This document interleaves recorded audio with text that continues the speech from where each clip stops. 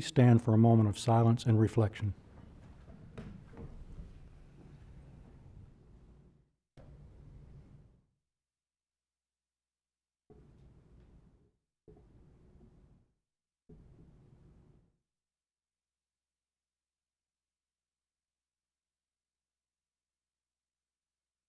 Thank you.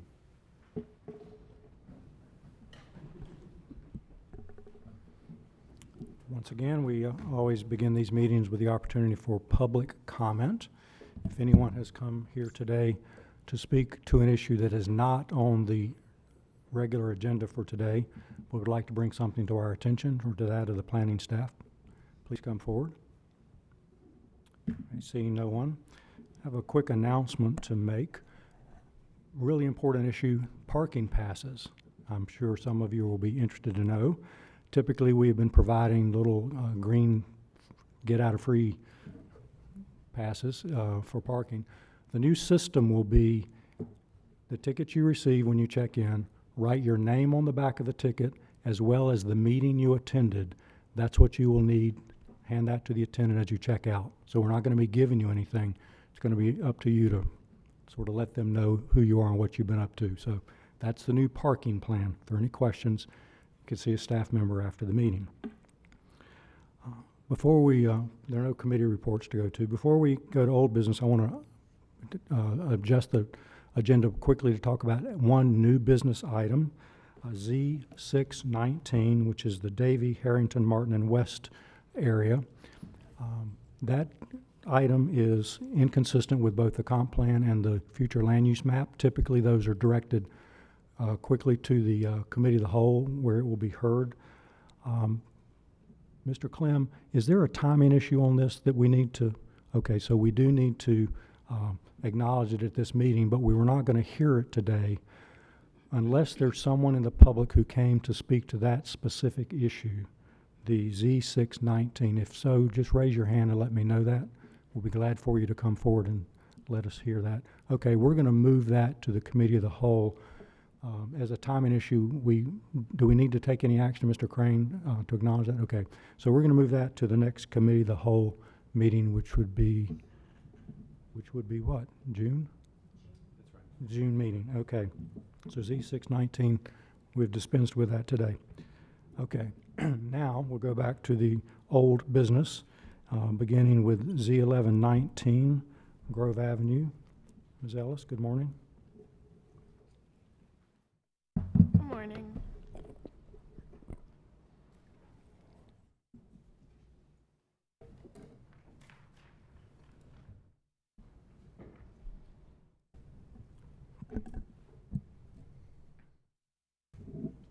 All right. Z1119 510 Grove Avenue is a request to rezone just under 1 acre of land from R6 with the special parking residential overlay district to R10 with the same special parking residential overlay district.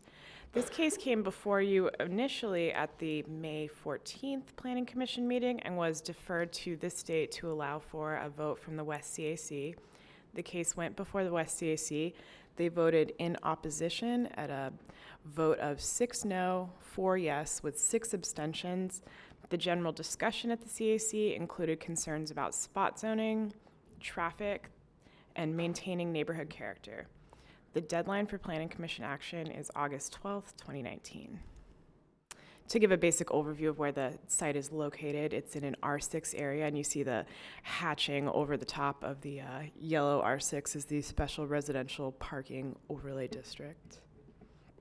The site is located just a few hundred feet south of Western Boulevard, near the intersection where Jones Franklin, Hillsborough, Western sort of converge.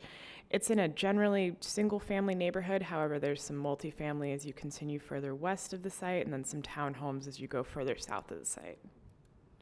To give a slightly closer view as to where the site is located, just off of Western Boulevard, and again, it's generally single families immediately surrounding the site. However, there are some townhomes just to the west over at Carolina Avenue. Those appear to have been grandfathered in since the zoning over there is still R6. to give a closer overview of what the area looks like, the site highlighted in red, that current house is the existing site in question today. As you can see, generally there's single-family houses surrounding it, and then there's some new construction across the street. Another perspective looking at the site. So this is a general use rezoning case, and as such, there are no conditions associated with it. The case is generally consistent overall with the 2030 comprehensive plan, as well as the future land use map for moderate density residential. Consistent policies are future land use map, zoning consistency, compact development, zoning for housing, and capitalizing on transit as it's located near Western Boulevard, which is a planned site for a future BRT bus rapid transit route. It is inconsistent with conservation of single-family neighborhoods policy. The future land use map designation for the area is moderate density residential, and the urban form has a transit stop buffer designation, which I'd like to acknowledge this is a designation from the 2009, the current version of the comprehensive plan. There will be some changes as the Wake County Transit Plan was adopted. However, Western Boulevard that I'm going to highlight along here is a planned bus rapid transit route, so similar policies would continue to apply in relation to planning around transit stops. We already saw this slide, and I see I have it in here twice. There are no outstanding issues for this case, and again, the deadline for Planning Commission action is August 12th, 2019. The applicant informed me he is on his way from an appointment, hopefully should be here shortly, but I would be happy to answer any questions that I am able to in the meantime. Okay, thank you very much. I have questions for Ms. Ellis. Mr. Geary. So the moderate density designation on the future land use map, is that, do you think, derived from the former transit plan that is no longer applicable? It's all R6 there, so I'm wondering why it isn't low density residential. I'm going to go back to where we're looking at the this one, that question I might need to defer to those who are more sage in the ways of how the designations were placed on this area.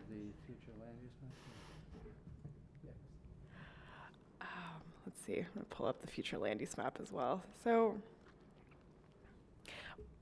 my understanding is that moderate density residential would be an appropriate designation along Western Boulevard because we see a higher level of planned transit here. I understand that your question is, was this from the old guidance as opposed to the new guidance? That I cannot speak to, but I'd be happy to do more research and get back to you on that if that would be helpful. I'm looking at the SAGE staff that you referred to, and they have a very perplexed look on their face as well. So you're not alone in this. Calling up the relevant layers. So there was a land use designation, there was a proposed light rail stop back in those days, kind of where Jones Franklin and Western and Hillsborough all merge up together. Was this particular designation related to that? I would think not, because it's a very large area of moderate density residential that goes well outside of that.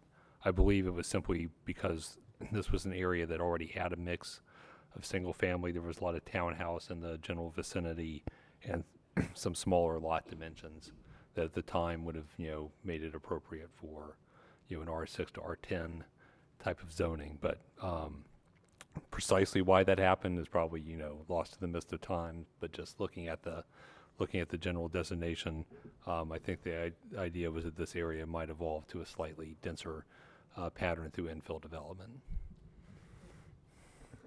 Okay. Other questions? I have one. The 6-4 plus extensions vote. Were you a part of that conversation? Were you there? I was there. Do you recall what some of the objections were that might have been raised? Sure, I'll bring that slide back up. It was, in summary, folks were concerned about spot zoning, traffic increasing through increased density, and a change in the neighborhood character. The discussion related around the fact that it's generally R6 and that it would be a spot of different zoning in the middle of an R6 area, and that was a concern for folks. Okay, you mentioned in the staff report there was some observation about stormwater complaints on properties adjacent. Those were not raised at the discussion, to your recollection? Not to my recollection. Okay. Good, thank you. Anything else? Okay, is the applicant here? He is. Okay, we invite the applicant forward to present to us, please. You have 10 minutes for that, and plus any other public comments in your favor. So. Good morning. I apologize for my appearance. We had a construction emergency this morning, and I raided a Walmart, so this is all they had. You're dressed fine. What's that? You're dressed fine. Okay, thank you. Just give us your name and address for the record would be great. My name is Adam Schroeder. It's 9660 Falls of Neuse Road, Thank you. and I'm the contractor for the applicants. Okay. Do you have any presentation about the case? Anything you'd like to tell us about it? Currently, the dwelling is very dilapidated. The customer was worrying on whether to fix it up and use it to rent out to college students or to basically advance the property into a well-established area for townhomes. They decided to go with the townhomes because it would give a facelift to that particular area. Not to mention the neighbors that we spoke to were very concerned about college kids coming in. So during the original meeting, we spoke with the neighbors on Carolina Avenue about the stormwater in the area, and we told them that we were looking for higher-end townhomes, 400 plus, very nice landscaping, curb appeal, and then we wanted to do one of the lots proposed as one of the lots being for like a community playground that we would have an HOA and take care of for the people to use in that particular area. We also broached the subject of the stormwater. They said that a lot of the water was running off the hill and into their areas, and I told them that we would talk to the city about trying to redirect or repair that, but it wouldn't be something that we would be able to do right away. Okay. Any questions for the applicant? Do you know, so this is a general use zoning case, and all of the things you have mentioned make it more appealing, but none of them are written as conditions of the rezoning application. Do you know why that approach was taken? I apologize. No, nobody required anything like that as far as us to put it in writing, but I definitely told them, I own a grading company too, and I told the neighbors that I would work with them directly on trying to redirect the water. Of course, if we didn't rezone it, we wouldn't do anything. We would just leave it the way it is unless the city wanted to do something. But I told them that I would be happy to work with them, and if the neighbors would allow us to, of course, get on their lots, then we would redirect it so that it would be more accommodating and drain to a better area. Thank Ms. Jeffries? So you're intending high-end townhomes, 400K plus, and did you have any sort of reaction from the neighbors about townhomes? They were definitely into it. The 5 people that came to the original meeting were definitely very receptive to it. They felt that it would be a good addition to the neighborhood as far as the appearance goes. They had a lot of concerns about college kids and renting out houses in the area. Some of the neighbors had college refuge around the areas, and was cars in the yards and noisy areas and beer bottles everywhere. And we had portrayed to them that wasn't what we were looking for. We were looking at making a family area that would be, a little bit more appealing. So given these are on the expensive end of townhomes, are you expecting folks are you looking at ways to encourage people to use the transit that's anticipated for that area? I mean, typically you don't have folks who are living in high-end, more suburban kind of places using transit. Oh, I mean, it's a great opportunity for them. I mean, it would definitely be a selling feature for them. I think that taking the transit to different areas around Raleigh versus driving is definitely great on the environment, and it would definitely cut time and make it easier on them for transportation.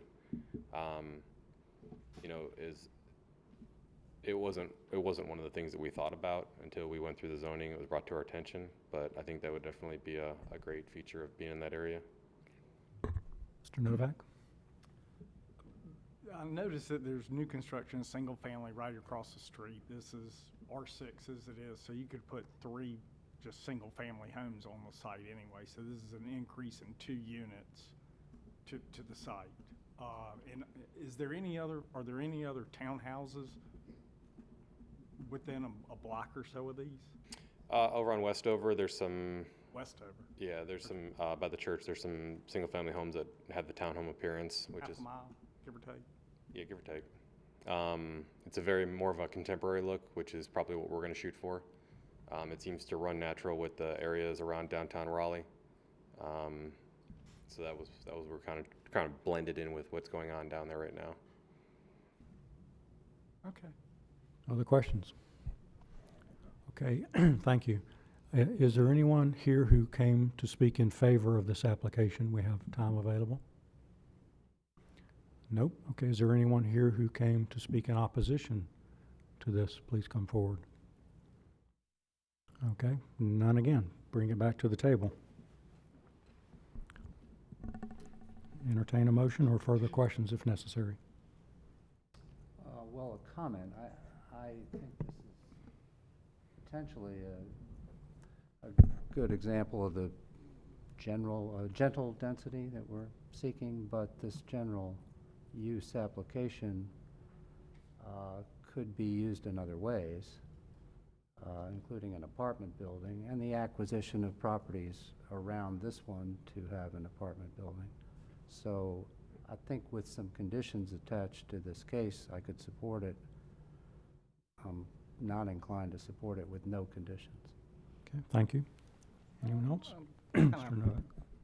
concur on that sentiment. I generally am very supportive of townhouses mixed in with single family, but this one, the stuff around it's all single family, and it is fairly high. You know, it's R6, so there's plenty of smaller lots with infill, smaller lots going on over in that neighborhood. I'm fairly familiar with the neighborhood. I was a little surprised to see townhouses going in between just regular single family, given the particular lot size that's already going on there.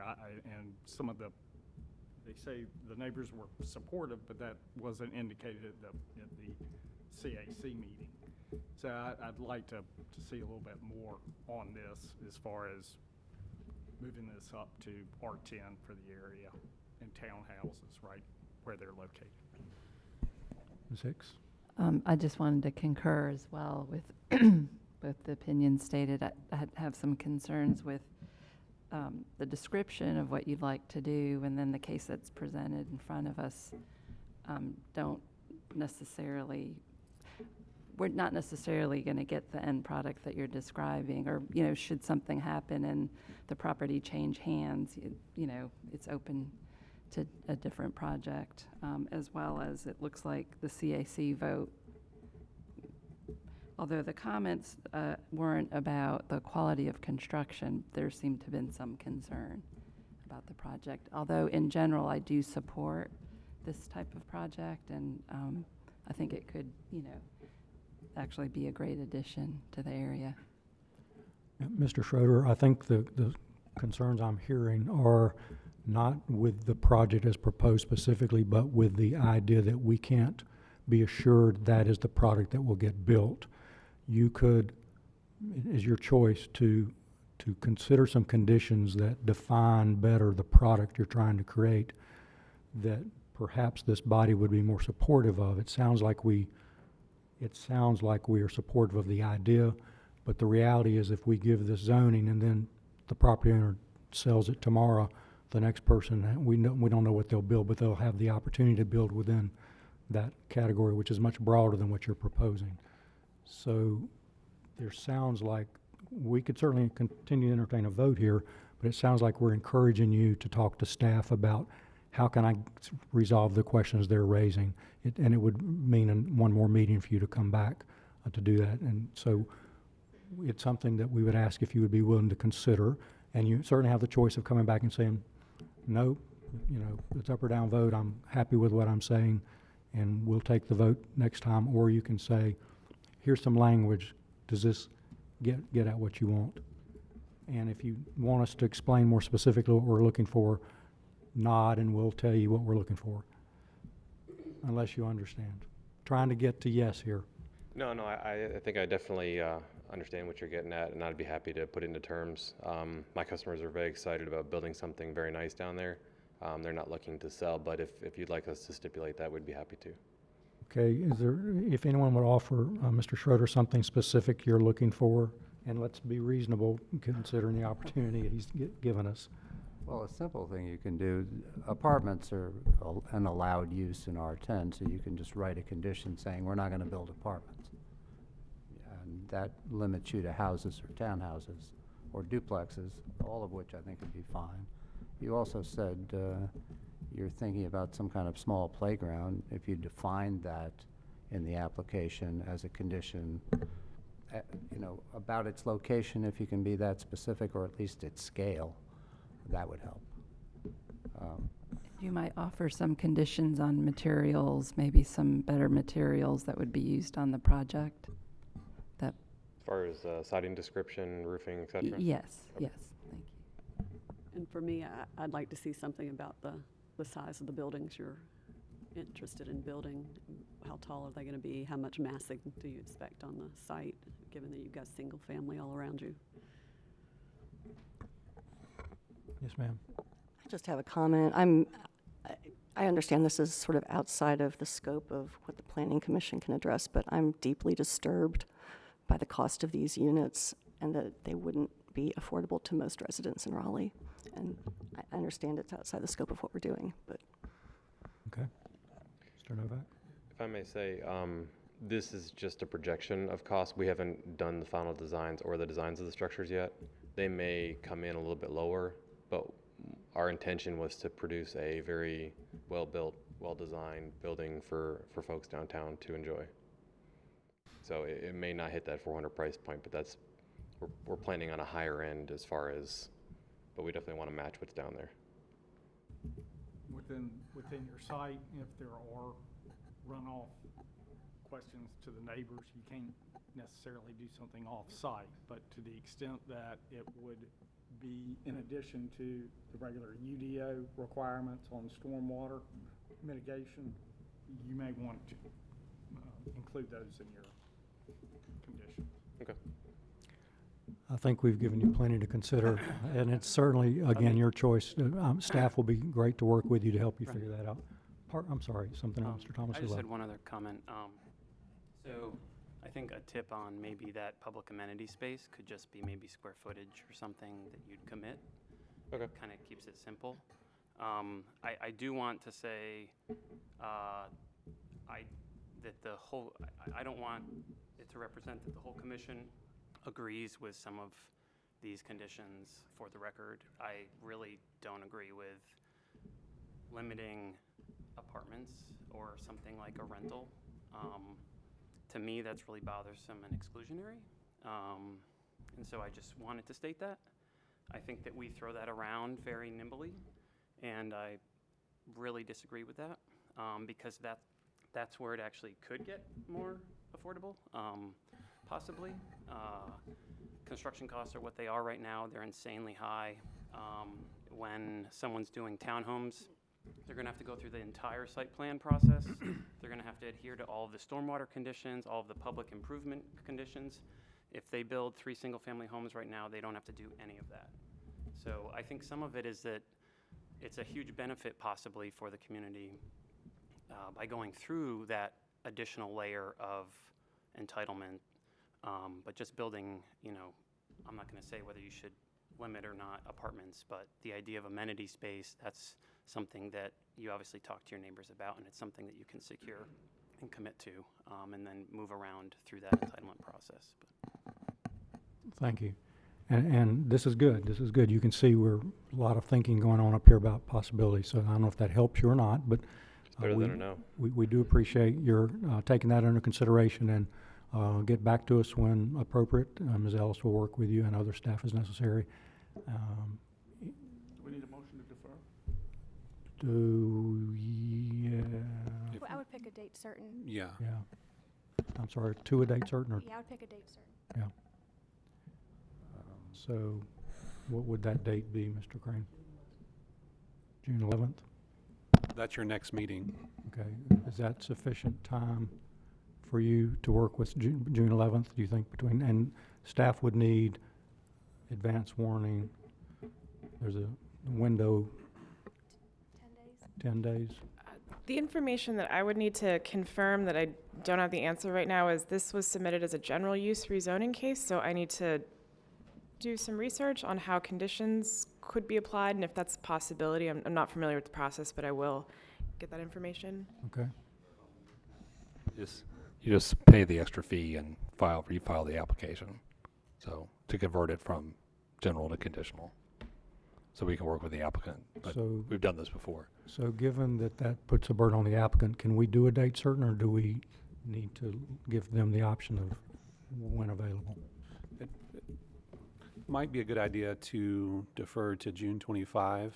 That gives the applicant time to consider That's the fine. request, consider application submittal, and then new conditions. So if he were to appear at the next meeting on the 11th, staff would need to have draft conditions in by this Friday, and that's a Right. pretty quick fuse. Yeah, that's what I was thinking. Mm. Yeah, that's a pretty quick turnaround.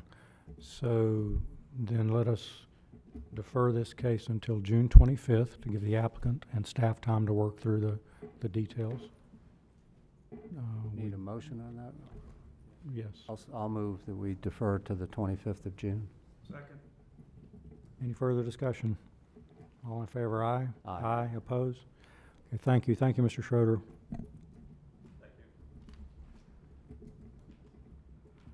Okay. Now we go to TCZ 119. Mr. Holland, good morning.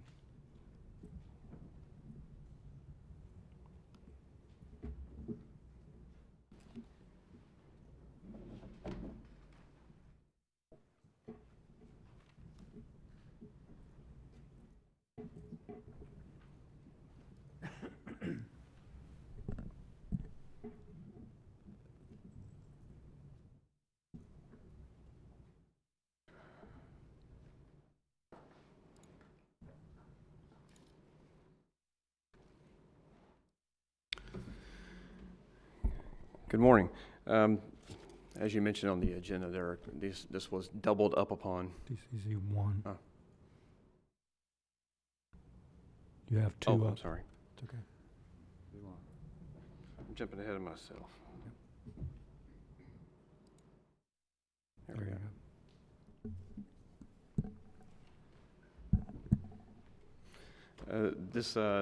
This application, along with the next one, were doubled up upon. So it's the application that has the attached conditions, revised conditions by the applicant, is the one we'll be focusing on. TCZ 1-19 is for 5001 Spring Forest Road. Again, this was to amend the conditions associated with zoning case Z-4708. It was approved through ordinance 607 ZC 639 and ordinance 523 ZC 721 as part of the UDO remapping. Just to give you a brief on this, there are 19 conditions associated with this application that currently govern the two associated properties. These conditions regulate the use, the lighting, landscaping, density, building materials, buffers, building height, transition amenities, vehicular access, hours of operation, and trip generation amounts. At the May 14th public hearing, the commission asked that the applicant take a look or reconsider the requirements for the protective yard. Since that public hearing, the applicant has revised his condition. It's part of your packet to address a wider protective yard, which was the request of the commission, and that has been revised to read that a Type 2 Zone A protective yard and a Zone A would not have a width of less than 35 feet, and the Zone B would not have a width of less than 40 feet. And with a Type 3 Zone A protective yard, a Zone B protective yard not less than 25 feet would be provided. The commission also requested that a consistency statement be provided. That is in your packet as well. With that, the staff is available for any questions, and I would also note that the applicant is here as well.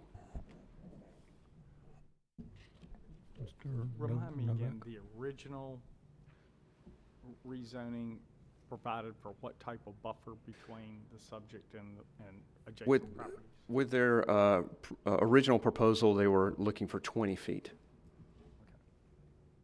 Okay. Other questions for staff on this?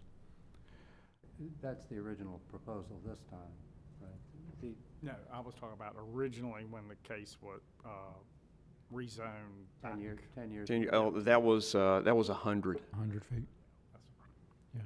And so now. And then the applicant proposed a revision to make it 20, and now they've Right. provided So this. now would be effectively, if I'm understanding, 75 feet in some areas and 65 feet in others? Is that right?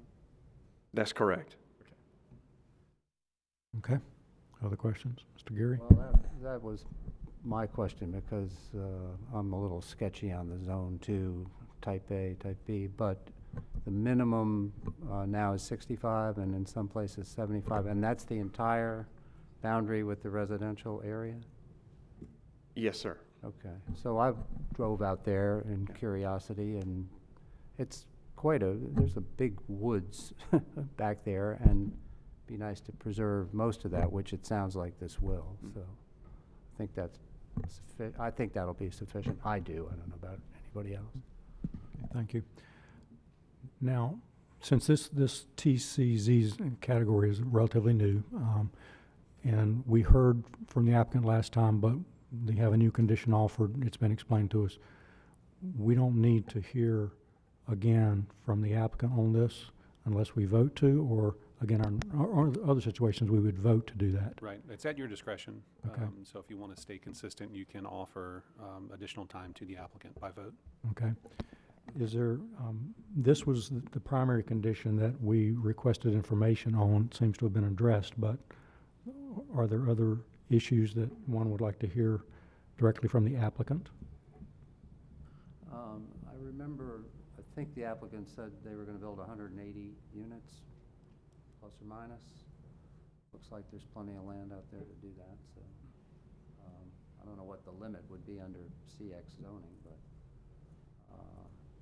that's even a little less density than was on the other. I mean, the first part of this site is 14 acres, built 300 units.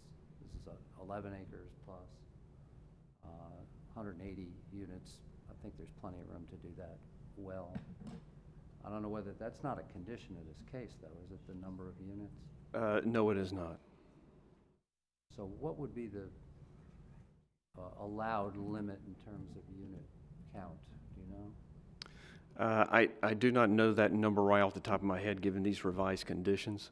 I do think the number that you mentioned earlier, that is what was with their original proposal, that was the number associated with that as far as units. I don't know if that number has been revised by the applicant, given this new condition. I think so. But I would think that they could accomplish that. Other questions for staff? Anyone have any further questions? One other question on the Zone A, Type 2, and such. That does not provide for preserving the existing landscaping. That could be taken all out, if I'm reading this right, and replaced with new landscaping. Is that correct?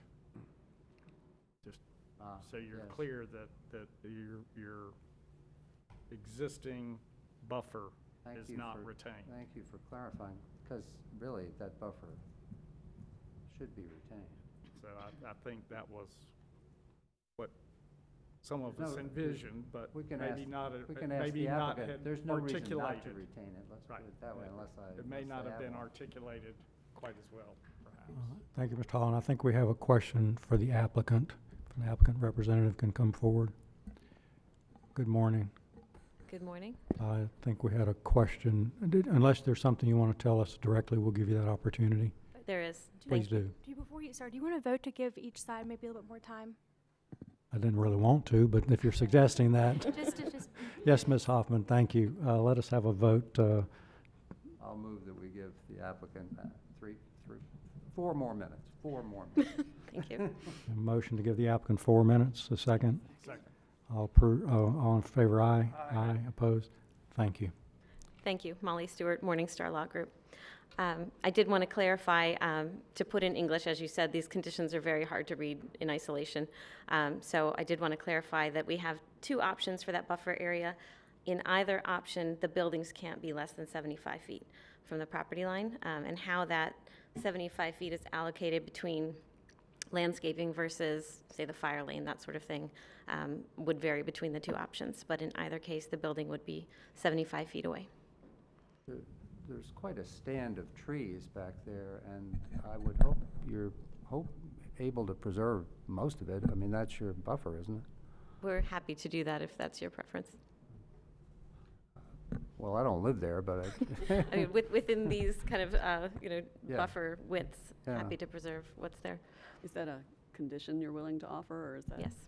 Okay, so that would again put this case back into well, planning you staff. don't have to keep every tree, because there's apparently 100 feet of trees, and you're going to cut some of them down, I guess, but no Some areas. reason to cut most of them down. Yeah, that would. Okay. You could probably revise, I don't know, this is a question for staff, can they make that revision on the way to the council? No, that would be a brand-new condition. Given the length of time from the original rezoning to percolating back up to here, putting that in as one of the conditions to me is reasonable. So you're suggesting that you would like to see a specific condition? Yes. Thank you. Okay. That, yes. No? And we had, no, it's our privilege to ask for that. It's her prerogative to accept it or say, no, I'm not. It's her choice. She said she's willing. It will take may. more time. You do that. I would ask that it be limited to the Zone A areas. The Zone B areas may have parking, fire lanes, that sort of thing. Yeah. Yes, sir.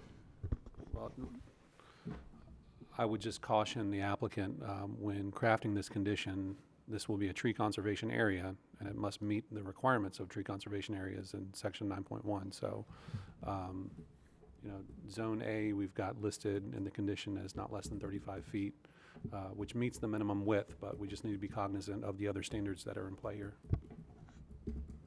Yeah. And I would also caution with tree protection, equally important is root zone protection if you really want to save the trees. So you start putting distances on trees, but you're not protecting beyond that, then there's a very good chance you end up losing trees anyway. So I think there are a lot of issues here to this. I think the intent is to save as many trees as we can, and I hope that we will, I would like to think that we could give the applicant the opportunity to do that in good faith without being too restrictive. The city has standards that have to be met, of course, but just we need to be careful about sort of drawing that literally line in the sand about where the trees need to be saved, because right behind that tree line you could lose 15 feet of trees because you didn't save the root zone.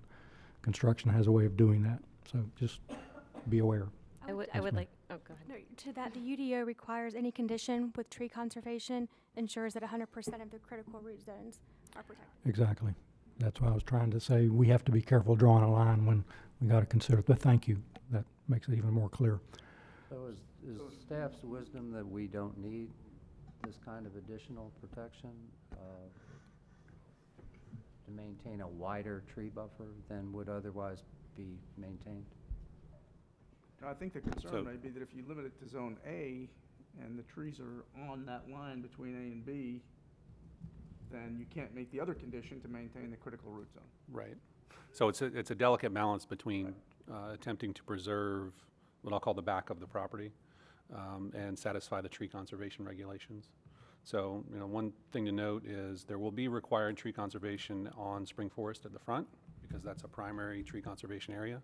So this will be, this rear tree conservation will be in addition to the front of the property. So generally, the code requires a minimum of 10% tree conservation area.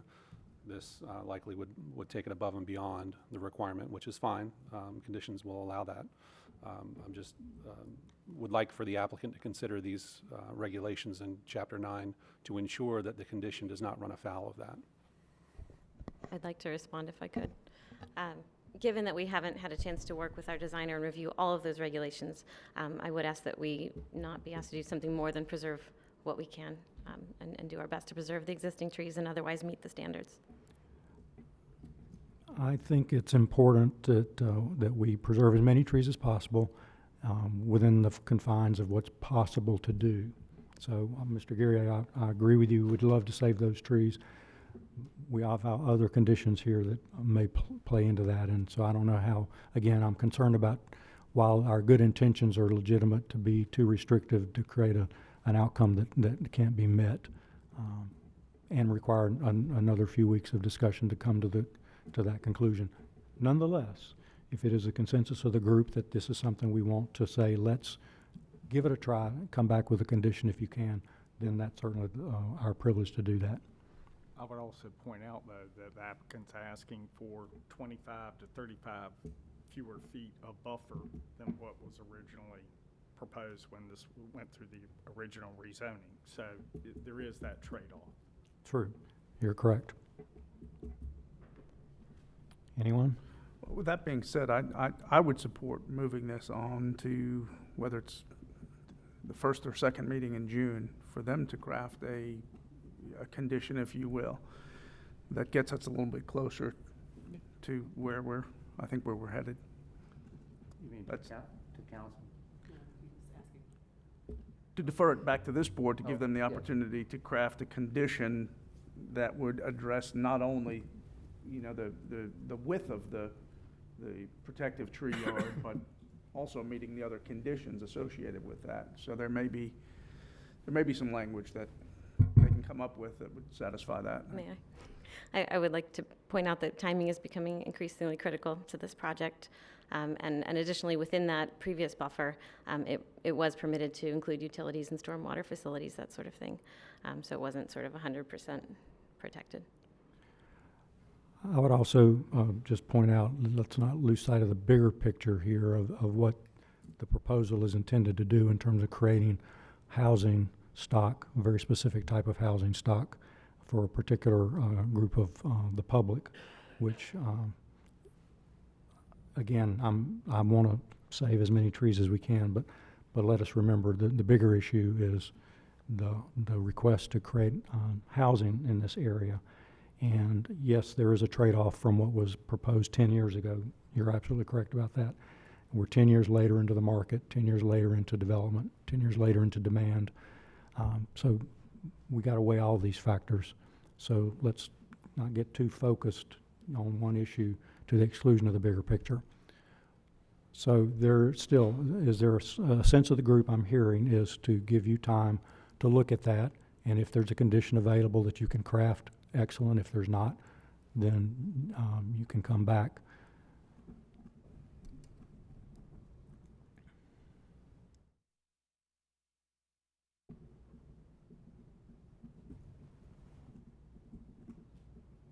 Hey, Travis.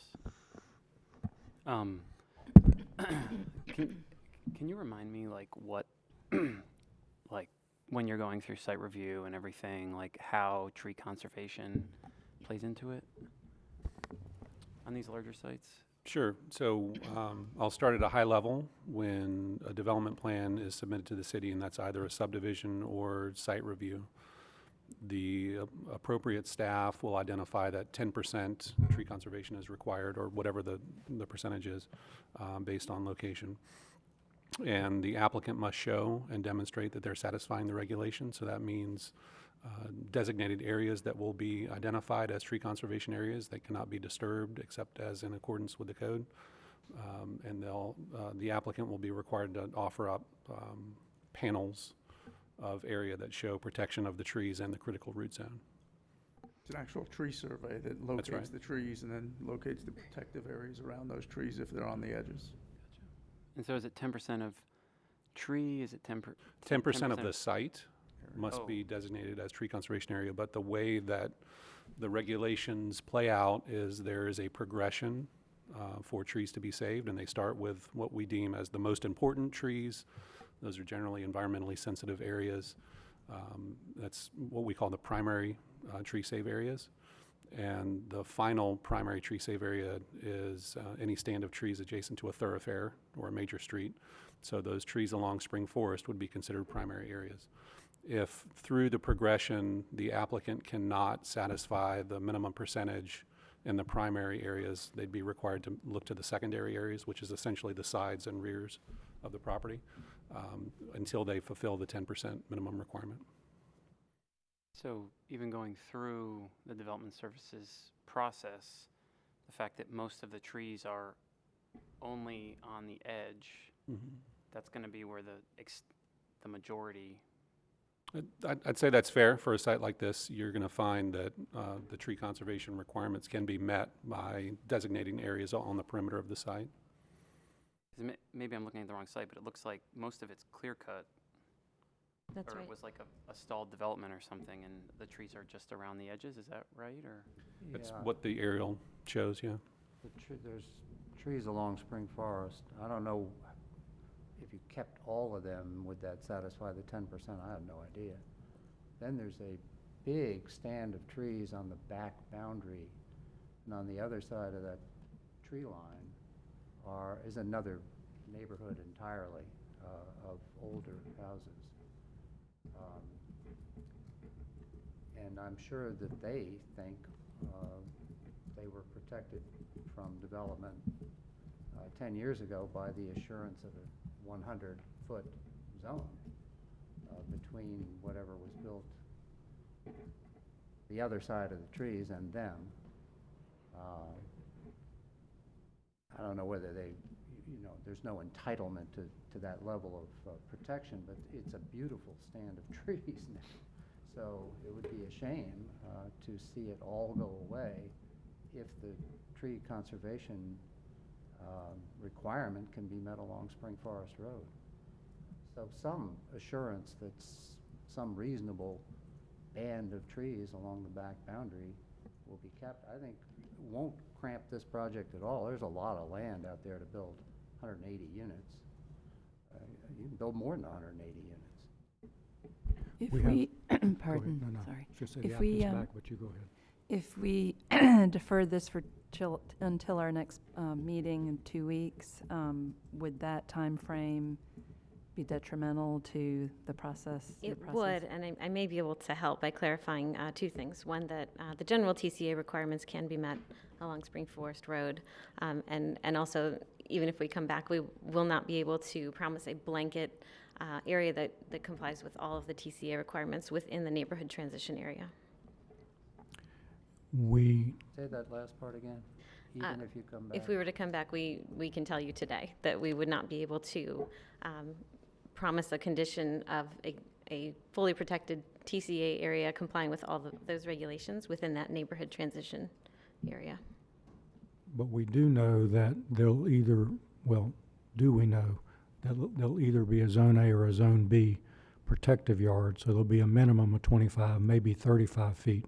So potentially 25 feet worth of trees can be kept, and any other supplemental landscaping that's required in the protective zone. So we know potential is something.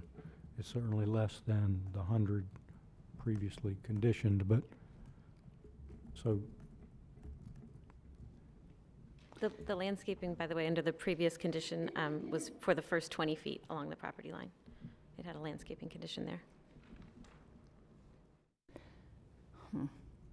I guess my questions were simply because it just seems arbitrary to me. Like, I was trying to understand what the difference is between, say, this versus, what they're already going to have to do through the development services experience. Like, that's all I'm trying to figure out. I fully support, saving trees, but I feel like that this might not be the best. It seems like a blunt tool, honestly. I don't know. It's it's really hard for me to just put an arbitrary footage, you know, not seeing how this is impacted. I mean, the fact that it's 11-acre site, you know, there's going to be 40 to 50,000 square feet of tree protection area. And it seems to me, by drawing some little vectors on iMaps, that they're going to have to commit to saving a significant amount of those perimeters beyond the spring forest. But that's just looking at it, you know, matter-of-factly on the map. Okay. Ms. Hicks? I just wanted to make a comment that, just to reinforce the idea that, you know, I think this project is much needed housing type in the city, and to not lose sight of that, and that I know we've, you know, asked you to come back a couple of times, and appreciate you working towards the requests that we've made, and, you know, would not want to impact the project adversely in trying to get the best project possible. A follow-up to that, I don't know if it would be possible to say you would be willing to retain a certain percentage of trees within those zones, so that you're not committing to all of it, which might free you up from the root zone, you know, where you're getting into that territory, but also a good faith effort that there would be beautiful mature trees that would stay in place.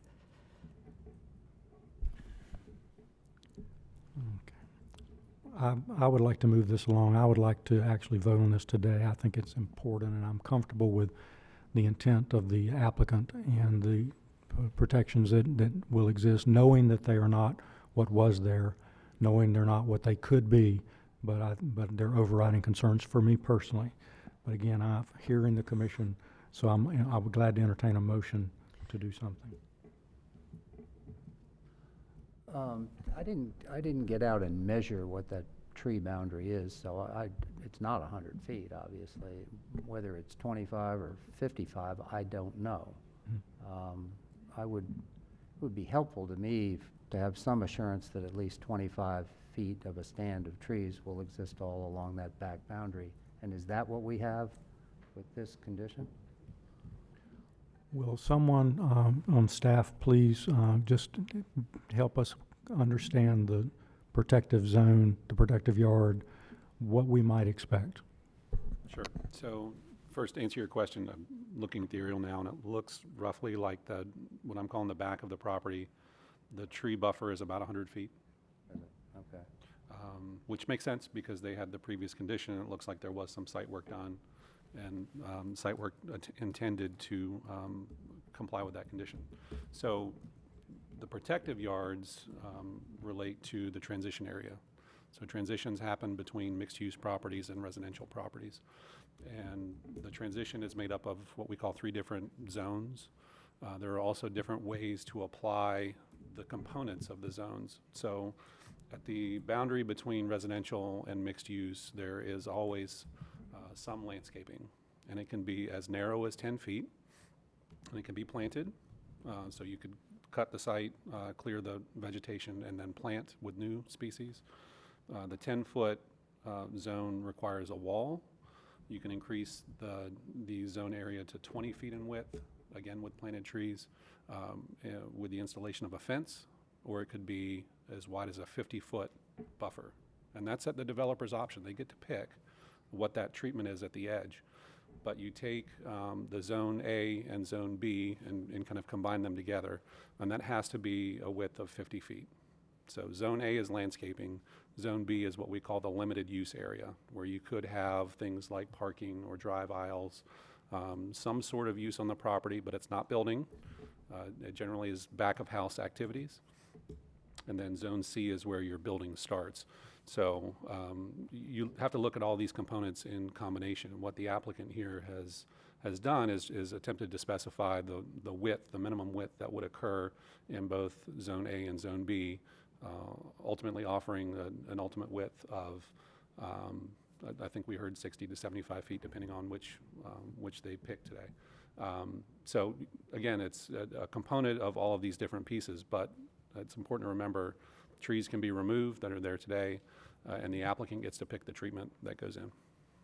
And isn't it in essence, then the two zones become a setback in some?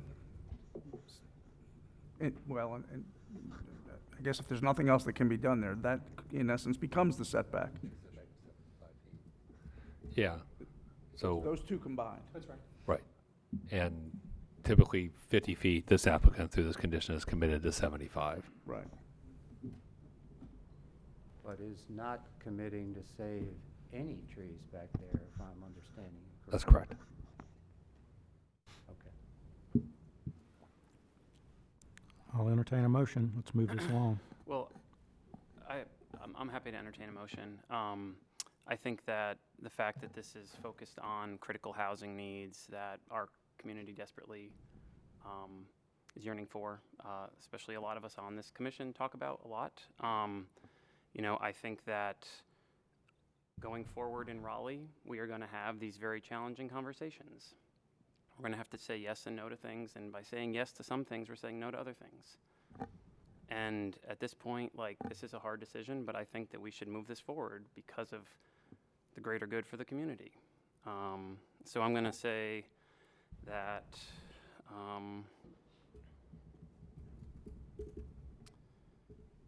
move approval for TCZ-1-19.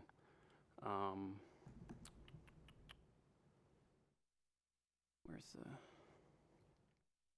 I think for that reason that it is adding to much needed housing, much needed infill, adding to housing choices, and improves the greater good of the community. Second.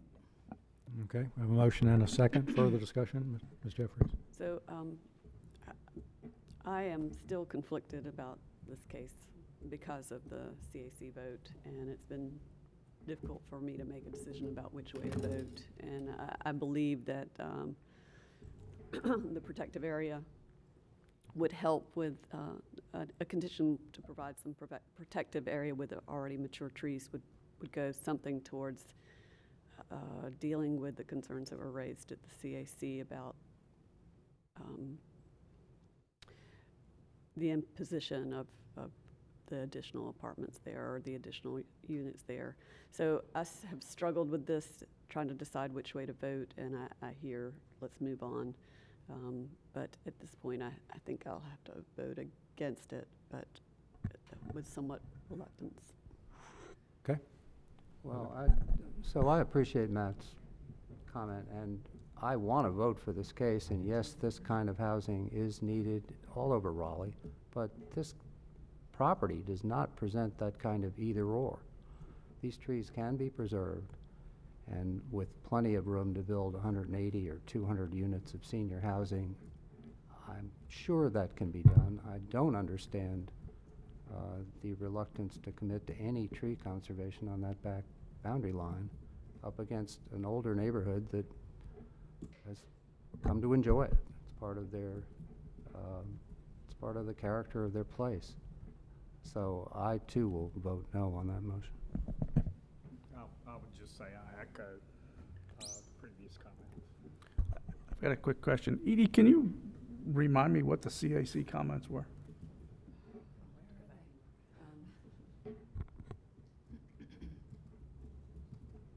I'm just scanning real quick, and I didn't see them. And were those in reference to this particular case or the previous case?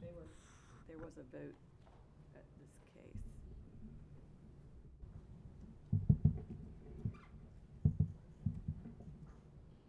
Oh, no, I take that back.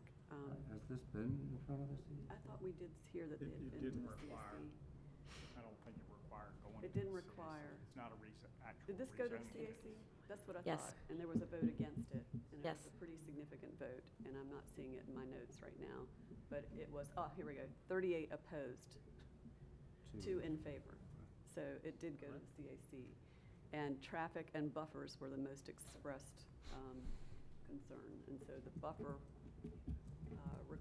the buffer change to condition was because we were trying to address that. So I would clarify, we're not reluctant to preserve those trees. We can commit to 50% preservation in Zone A.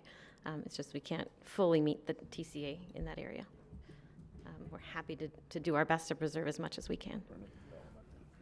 Okay, and I will again, just say that I think that within what's being proposed here, assuming we're accepting that this revision which we asked for, there will be potential, they cannot guarantee, I'm not guaranteeing there will be saved trees, but there's potential for trees to be saved within this protective yard that they've committed to do. So that's why I'm in favor of this. But we have a motion and a second. Any further discussion on the motion? The motion is to approve this as consistent. Let's see, what is that? Consistency statement, yeah. So we have Matt's motion to approve proposed consistency statement, et cetera. And we have a second. Okay, no further discussion. All those in favor say aye. Aye. All those opposed, no. No. Let's just show of hands just so we'll have the record correct. All those ayes. We have 4. All those opposed. We have 4. So 4-4 means what? It has to. Recommended It means your approval has to motion be a fails. Motion majority fails. vote. That's great. That's fine. Thank you. Okay, so the motion fails. So do we have an alternative motion? I move to give the applicant 2 weeks to reconsider their revised condition on the buffer, and hopefully in 2 weeks we'll all be going, absolutely, yes. Can I ask one more question of staff? So with the previous 100 feet that was tied to this, was there any tree protection? With it being able to put stormwater and I'd have to go back and utility- look at the zoning conditions the way they were written. I'm not certain. But utility and stormwater were allowed in that, which, Generally, utilities are. Stormwater might have been achievable through a condition. Okay, Mr. Geary, that was a motion, is that correct? It is. So a motion for 2 weeks, which would mean the applicant would need to have answers by this Friday to get it to staff in time for it to get to us. So, Well, I don't want to make this impossible. It seems like a fairly simple thing to say we're going to keep the trees in the protected zone A. No? well, let's first of all, we have a motion and we need a second before we move on. We still need a second on the motion. Okay, we have a motion and a second. Now, there's a question for staff. The question for staff was whether having this conversation by Friday is enough time to make the issue. It's a question of the, yes, I guess it's also a question for the applicant. Either they do or they don't. So there was a motion then to defer this till the June 11th meeting to give the applicant a chance to consider another condition or not. Further discussion? Okay, a motion and second to defer until June 11th. All those in favor, aye? Aye. Opposed? Okay. So we have defer this till June 11th. Thank you. Thank you. And I think it's pretty clear what the group here wants to hear, so. Okay.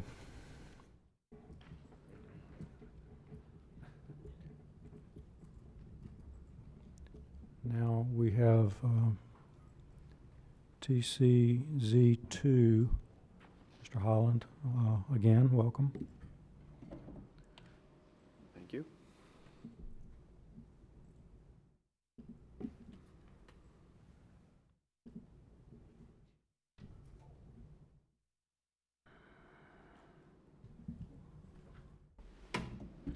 Okay.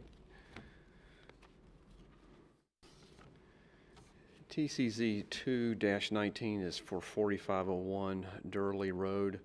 This is to amend the conditions associated with zoning case Z-40-01 as approved in ordinance 13 ZC 499 and ordinance 515 TC 5357 as part of the adoption of the UDO. There were 7 conditions that govern this property, which generally regulate the stormwater requirement to recombine the properties, right-of-way reimbursement, requirement for natural protective yard and setback along Durley, cross-access to the adjacent properties to the north and west, and lighting and a requirement for a landscaping buffer adjacent to the properties. Several of these conditions have been removed, and several others have been revised, and some are just being kept. The one that was the focus of our last discussion at the May 14th public hearing was condition number 4.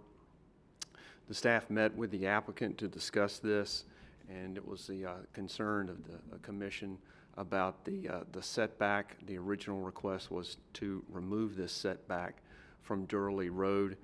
In speaking with the applicant, they've agreed to revise that condition to a 20-foot minimum setback off of Durley, and within that setback, they would remain at least 51% of that be vegetated. See, the commission also asked that we provide a graphic to show what the comparison would be. In the red, you would see this is the measurement for 20 feet off of Durley Road, and 30 feet is what that original requirement was. Again, the applicant, their original request was to eliminate that altogether, but they have agreed to the 20 feet off of Durley Road. The staff also provided a consistency statement in your packet. Staff is available for any questions. Thank you. Questions, Mr. Geary? So without the 20 feet, staff was suggesting this was not consistent with the comp plan. Are we consistent now with the 20 feet? Yes. Thank you. Other questions? Okay. Does anyone wish to hear from the applicant on this? I'm not sure that's necessary. He has acceded to our request. So I'll move approval of TCZ 119 because after considering the policies, maps, and other materials included as part of the comprehensive plan, we determined the proposed zoning amendment is consistent with the comprehensive plan and other adopted plans and should be approved. You actually meant to say TCZ 2 instead of TCZ 1. Oh. Otherwise, your motion is acceptable. Do I have a second? I would say consistent with the comp plan based on the reasons in the proposed consistency statement. Okay. Okay, and Second. Mr. Lyle, second. Further discussion? No. Okay, just want to be sure. Didn't want to miss an opportunity. Okay, all those in favor say aye. Aye. Opposed? No? All right. Okay, thank you, Mr. Holland. Again, I will just, in case anyone, I don't see anyone who showed up late, but let me just mention that Z619, which has been referred to the committee of the whole. If anyone came here expecting to speak to that, you had that opportunity earlier, but just want to be sure. If anyone came to speak to Z619, raise your hand. No? Okay. All right. Thank you. So now we move on to our 2030 comp plan update. I think Mr. Mabel. All right. So, so today's topic for the comp plan update is the economic prosperity and equity and expanding housing choices. Vision theme, if you remember, this review was broken down based on vision theme. So today's discussion will include the revisions to the economic development section, the housing section, and then a new potential subsection for public participation. And I'm going to skip ahead to the housing section here. So the housing section of the comprehensive plan, the main purpose for this section is to demonstrate the annual work plan of the Housing and Neighborhoods Department, which includes how they spend federal and local dollars to provide the community service of affordable housing. I know there's been a lot of discussions about offering zoning conditions to provide affordable housing, and just a reminder that planning staff will bring forward subsequently a policy framework to include in the comprehensive plan that's not included in this update. So with that recent legal direction we've been given from the attorney's office, we'll be looking to bring that forward in a later conversation. So what I want to focus on today is this section of the comprehensive plan and as it pertains to the housing and neighborhoods work plan for providing subsidized affordable housing to the citizens of Raleigh.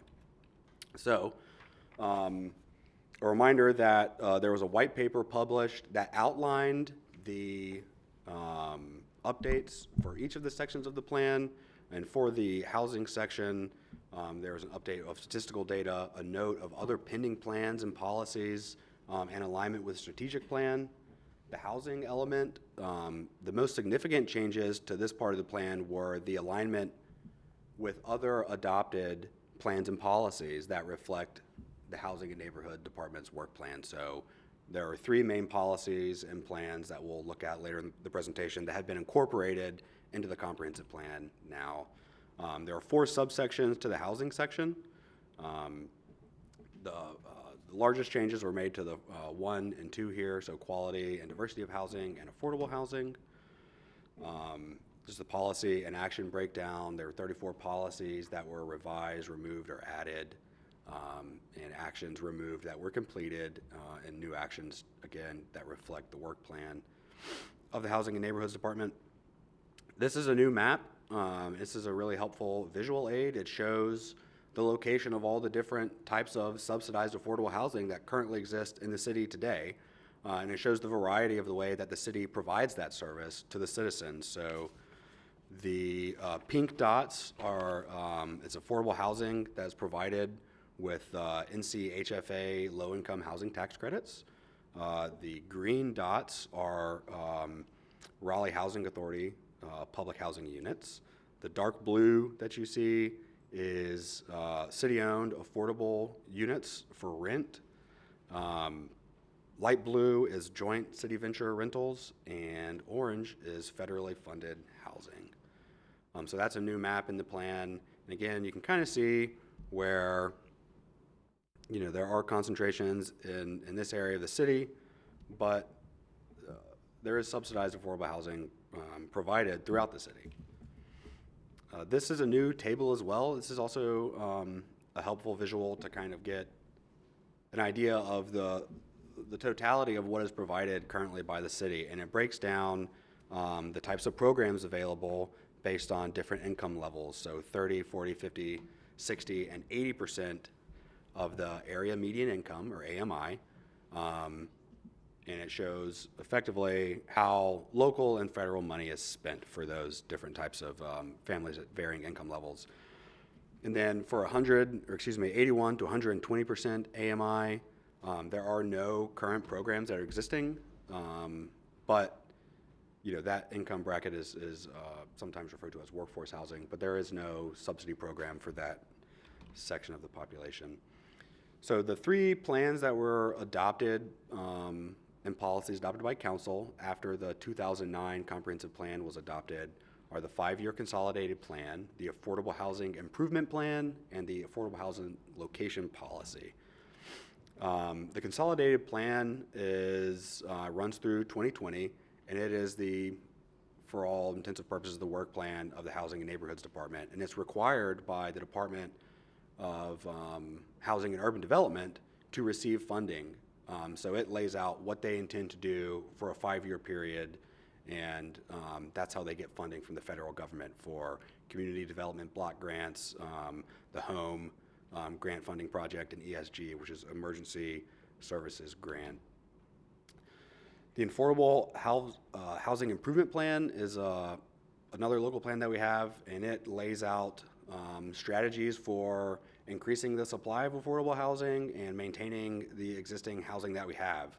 And it lays out the strategies for doing that, such as expanding the use of the NCHFA 4% tax credit, homelessness prevention, and a big one is the permanent funding source for affordable housing, which we know has been brought forward with the half cent for housing, which is the largest contributor that we have at the city. The affordable housing location policy, this identifies where new affordable housing should go.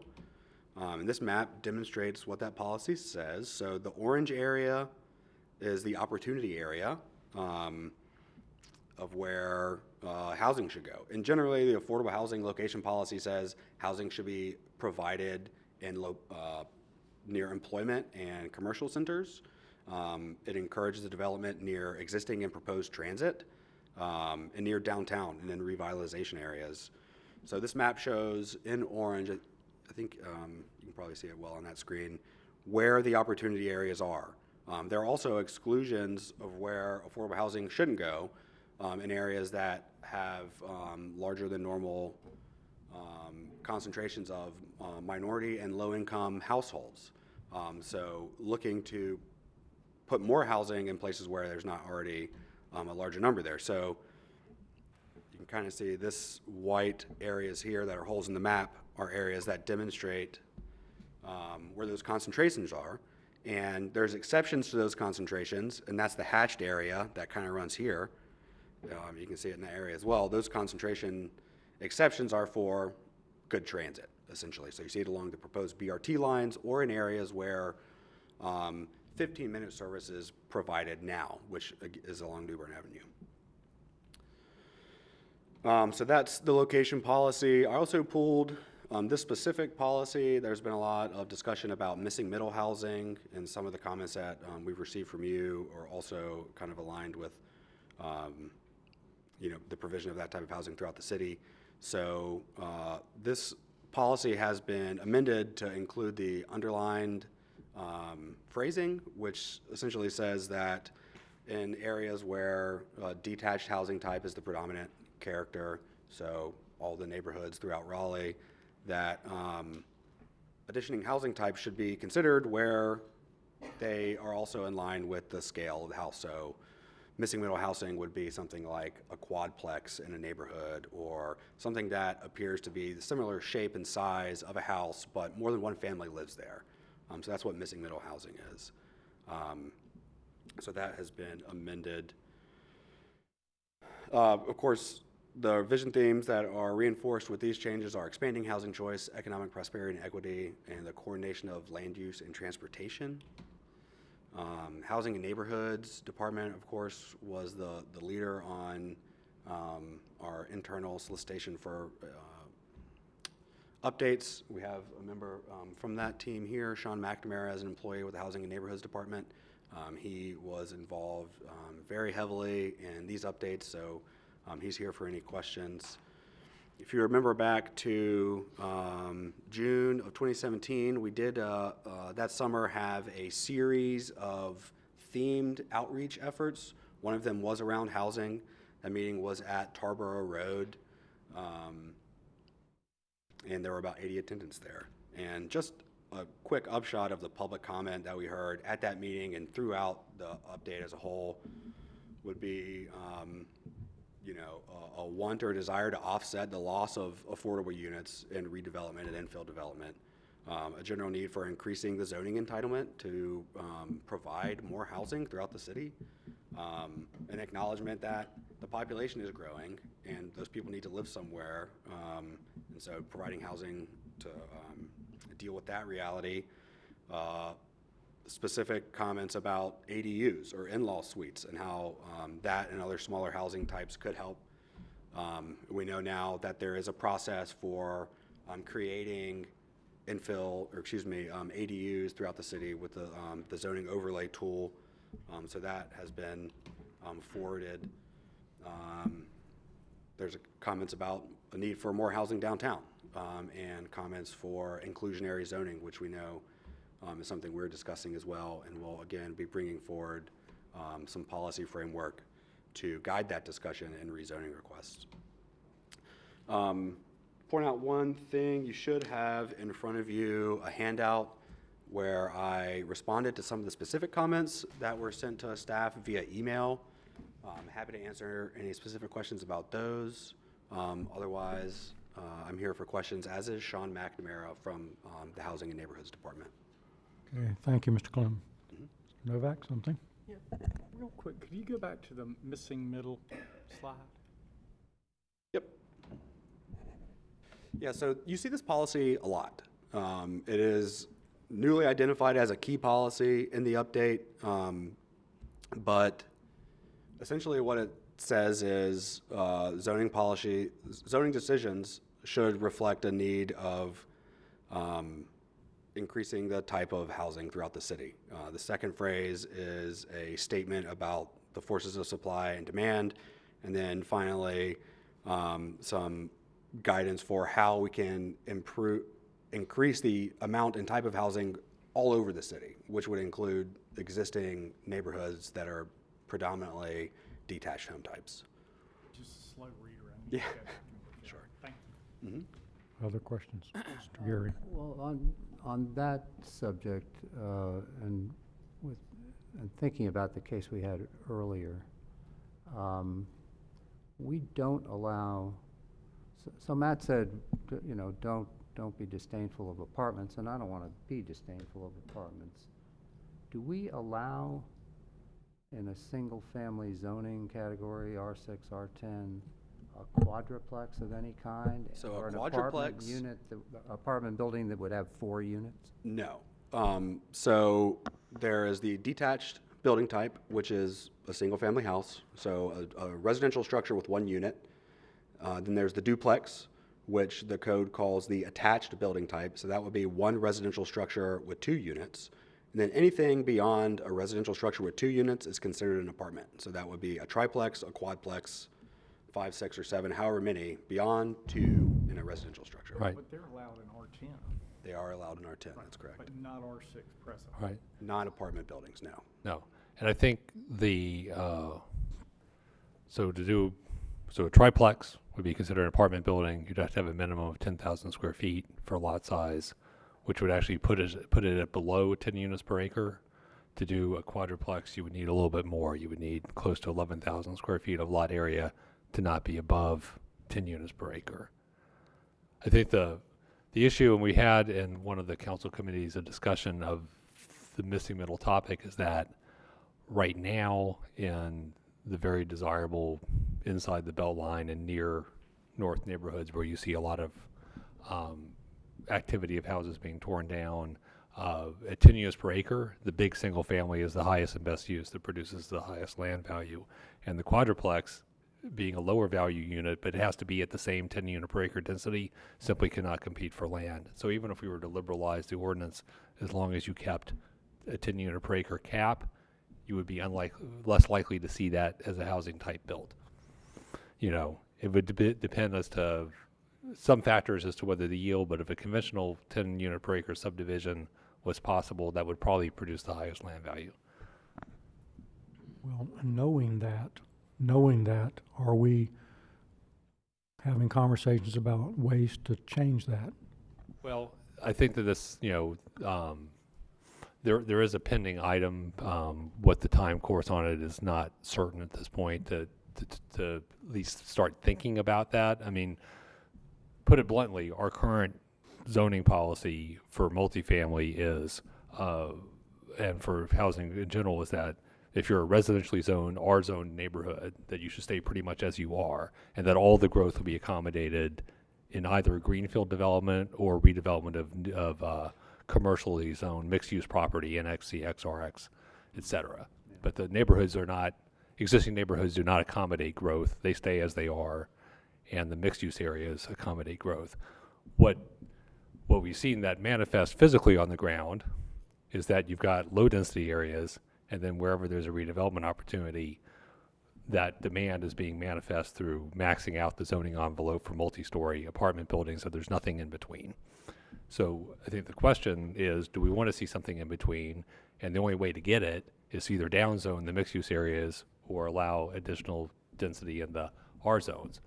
But that's a big topic because that's a substantial departure from current policy. So So if we wanted to make that happen, is that language sufficiently pointed to say, by golly, let's introduce some triplexes and some quadruplexes into single-family zoning, where there's sufficiently large lot to do Okay. it, and doesn't that? So this language by itself doesn't change the zoning. I know. And it would be a thing that you could point to as if we were starting to contemplate, you know, this. I'll give you an example. So Portland has is looking at an overlay. I don't know the status of it, Portland, Oregon, in more of their transit-rich areas for single-family areas.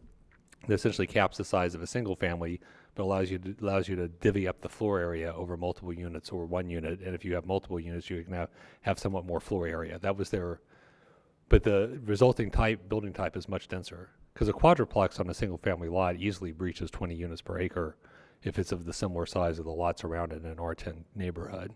So, you know, that's the kind of thing they're looking at where they're saying we're going to control the scale and appearance of it, but we're going to allow the additional density. So some communities, Minneapolis, Portland, Asheville, have looked at this for their residential zones. We have not looked at it. Durham was having a conversation about it last year, or spilling into this year, but have not yet to like formalize or take any action to amend their ordinance. It's a controversial topic, as you might imagine. Controversial it is, but it's something we doggone ought to be talking about. Yes, Ms. Jeffries. So this is aspirational language towards that. Yeah. I mean, it would be the type of thing that you could look at. I mean, we're putting a marker in the comp plan that says we should be talking about this at some point, but we obviously have a lot of community dialogue that has to occur before you would ever be in a position to actually amend the ordinance to think about this. But it was an item that was discussed both in the public process for the comp plan update. It's saying that there's certainly a lot of chatter in certain housing circles about. Lots of communities are starting to look at it. It's making the national news. You know, Minneapolis was very much in the news when they decided that they were going to allow triplexes in all their residential zones. That was a fairly major change for them. So we're simply kind of introducing the idea in the comp plan, recognizing that to effectuate it would require a lot more community outreach and dialogue and deciding where we are as a community in terms of opening up our zones for different housing types. Other comments or questions about this item? Mr. Tomasula. I just had one comment about the map that Sure. you showed. The location policy map or Yeah. the, okay. And I'm just, you know, this is me just being a stickler, but Sure. I think, oh no, the dotted. Okay. line. Yep, so again, this shows, It's new, you know, but I guess I'm familiar with both the single unit rental houses and then also like a DHIC 60 unit, you know, public-private development. And I think this is a little, I don't know how it's going to be used, so, you know, but if it's used for high-level policy guidance and stuff like that, like people could, some way to maybe show like whether it's circle size or something about like density of units or symbols or something, because you know the rental unit across from me that this city owns is very different than the DHIC unit down the road from me, and right now they're represented the same.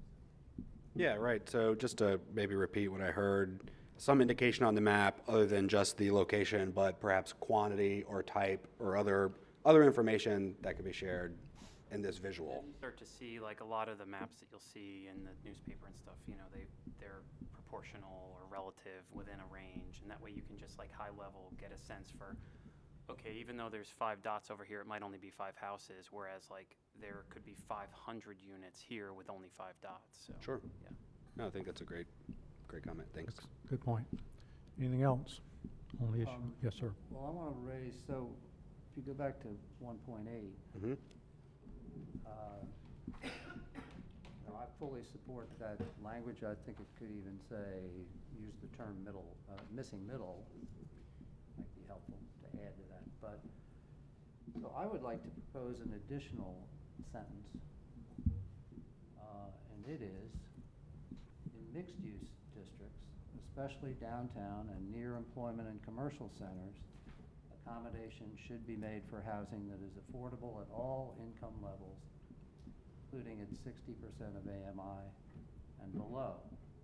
And the point, since this is our go-to, it's our key housing policy, this would be cited in rezoning cases where accommodation is not made for affordable housing of any kind in mixed-use districts, downtown, and near employment and commercial centers. It's also aspirational, but it might have an immediate effect in some cases that we're seeing. I understand the framework is coming forward, but it's not here yet. It may supplant this, or it may supplement it. Those are different words, aren't they? So I'd like to propose that. In the alternative, I think we could amend H 1.9, but it is not a key policy. So if that decision was made, I would ask that it be made a key policy so that it too is cited in rezoning cases. Right, and so Commissioner Geary, I believe we've all seen the emails that you sent again this morning, but has been circulated previously about including that language in either H 1.8 or 1.9. And again, your comment on identifying 1.9 as a key policy. I feel like staff's position on this would be to include that phrasing in 1.9, which is housing diversity, because it focuses more on encouraging affordability, whereas 1.8 focuses more on location and form. And I think a further conversation about whether or not 1.9 is considered key is relevant as well. I'll also just mention a blanket statement that regardless of a policy's identification as key, which is to say that it is relevant in most or all or commonly with a request to change zoning entitlement, that the absence of that policy being identified as key does not necessarily take it out of consideration for the analysis that you, staff, or city council does. But I think as far as the language specifically to how you're proposing it, identifying 60% AMI, that language exists in policy 1.9. And so adding locational guidance to that is probably better suited, I think, for the policy analysis and to stay consistent with how those two policies act currently. Okay, either or. Right. To me, it would fit in 1.8. I mean, you're making a distinction that 1.8 isn't locational, but that last sentence begins in areas characterized by detached houses. My sentence begins effectively in areas characterized by mixed-use developments. So sure, I think it would fit there. I'd be fine with it in 1.9, but I would like it to be tagged a key policy. I understand that we can tag it that I can tag it that way, but I want the whole city to tag it. That's that way, right. right? Sure. So I just want to note, isn't this part of what you said in comment 4 on this printed piece of paper? It is. So Yeah. all right, and same with the item up under policy H19, housing diversity, on the back page, that's part of comment 3. Yep. So that's the written response to what Mr. Geary is saying. Exactly. So let me see if I can claim victory here. If we amend 1.9 to add the words "and in mixed-use districts, especially downtown and near employment and commercial centers," that will get this thought into 1.9. That's right. I would be happy with that. Ms. Hoffman? No, I think that's, so I think if applicants are going to start, so you have to zone in accordance with your comp plan. And so if there's going to be some affordable housing conditions and you want to put something in the comp plan so that you're zoning, consistent with that, that's fine. I think with this policy, you do go to it a lot to mean something besides just affordability, a variety of housing stock and choices.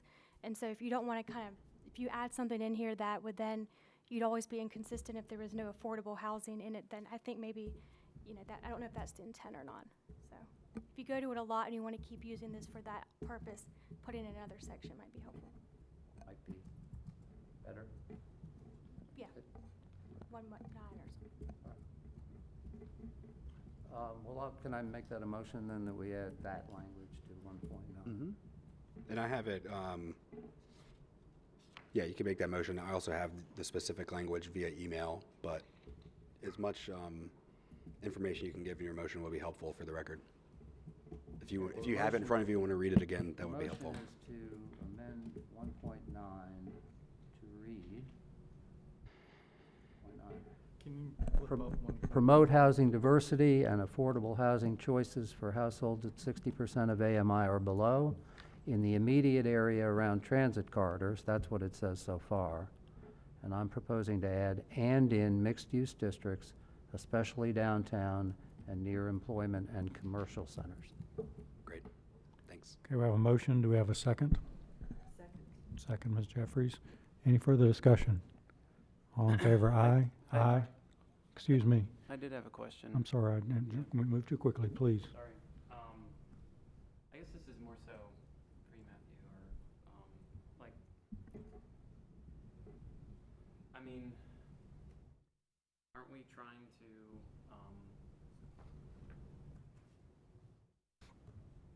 for me, I just don't understand what that actually does from a policy standpoint.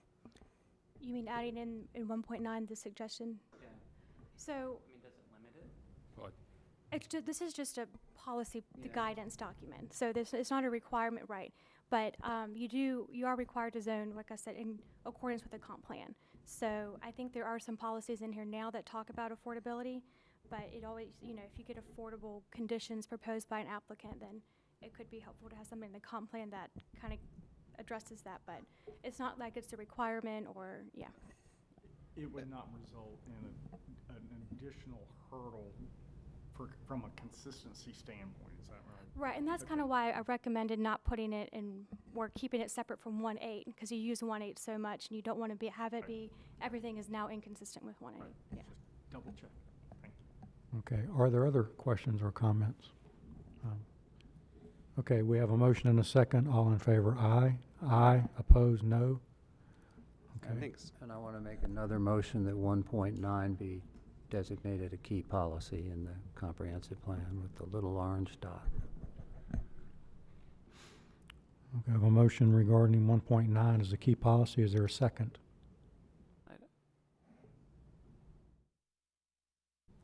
I don't know what a key policy is. Well, it's, a key policy is something that we analyze a zoning case for consistency with. So that means that any zoning case that involved residential development or would allow for residential development that did not include conditions for legally binding affordable units at 60% of AMI would be inconsistent with the policy and would be so listed in the staff report. Right, so the key, for the benefit of everyone, key policies are a subset of the many hundreds of policies that exist in the comprehensive plan that are most pertinent to zoning requests. So they're the ones that you see continually in all of the different requests that you consider.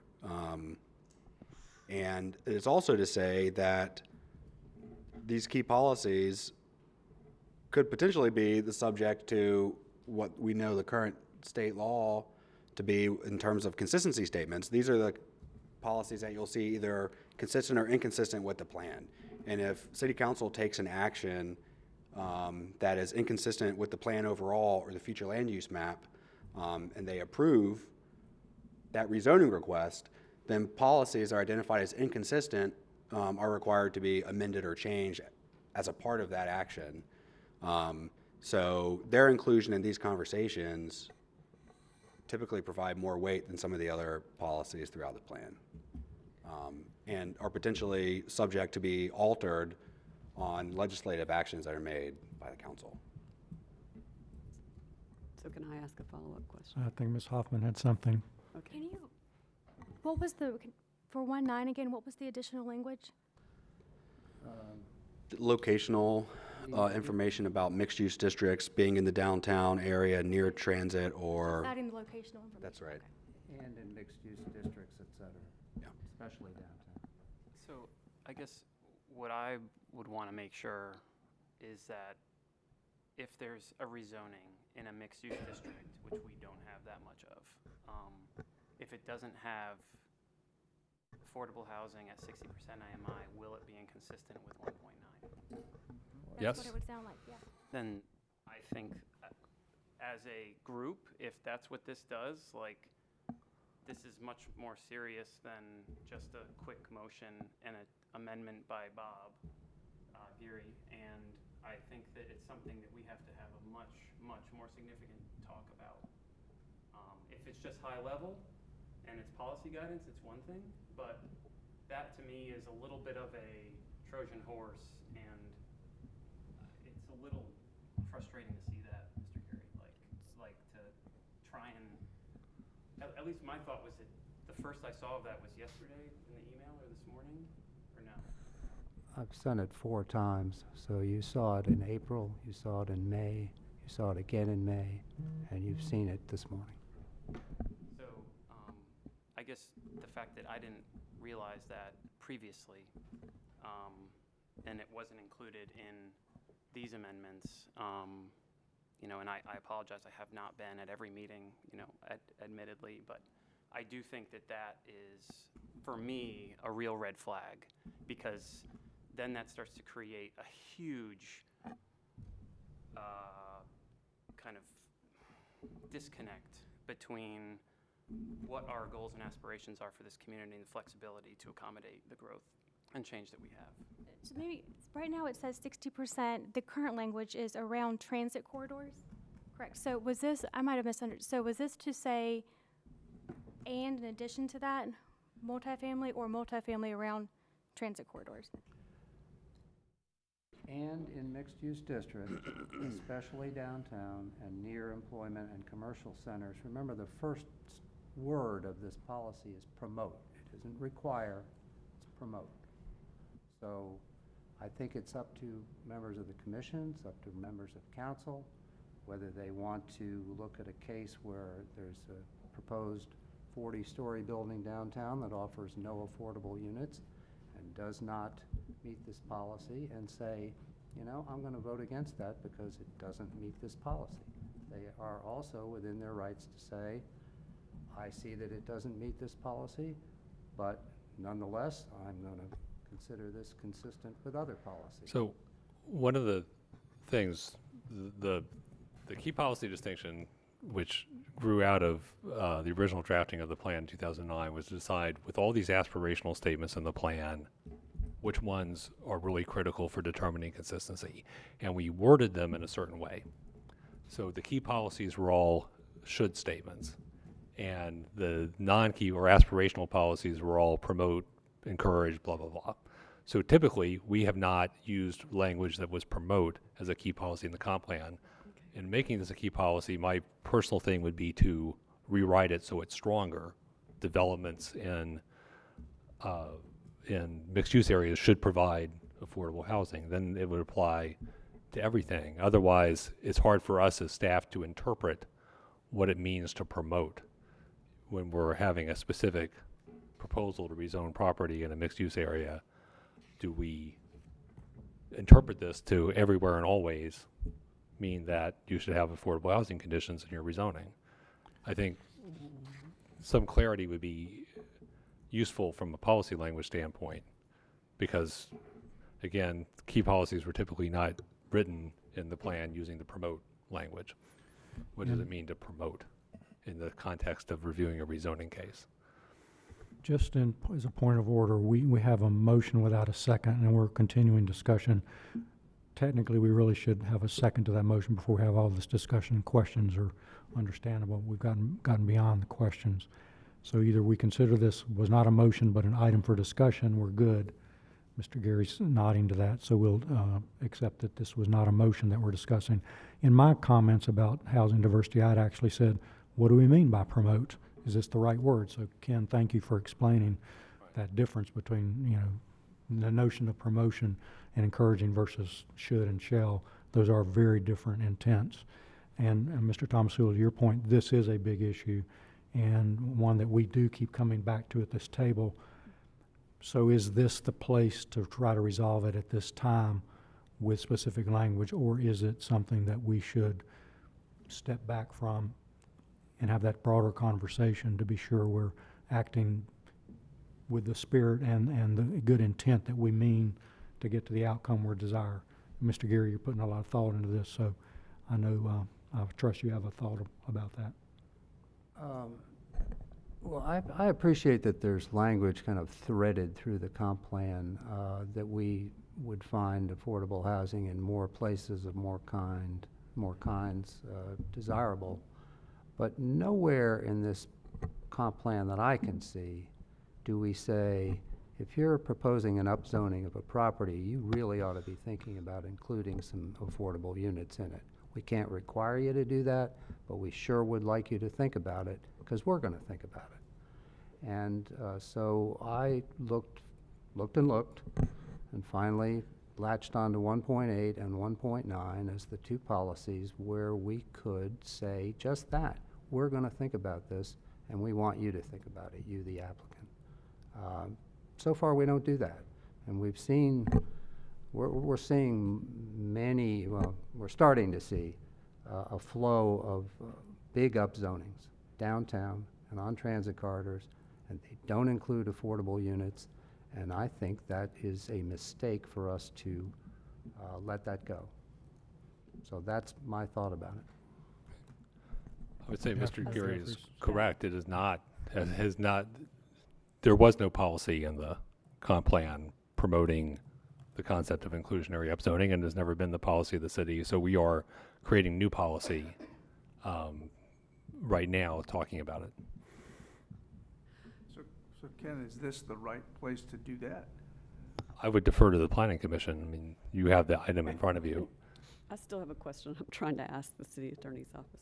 So if we were to include this in 1.9 and it keeps showing up as inconsistent because, well, and if we remove the word promote and use some other stronger language, if it's in there and it continues to show up as inconsistent, does that put us into a situation where we're at odds with the state legislature and potentially open us up to trouble? That's a good question. So I think, so remember, you're looking at consistency with the plan overall when you give your recommendation.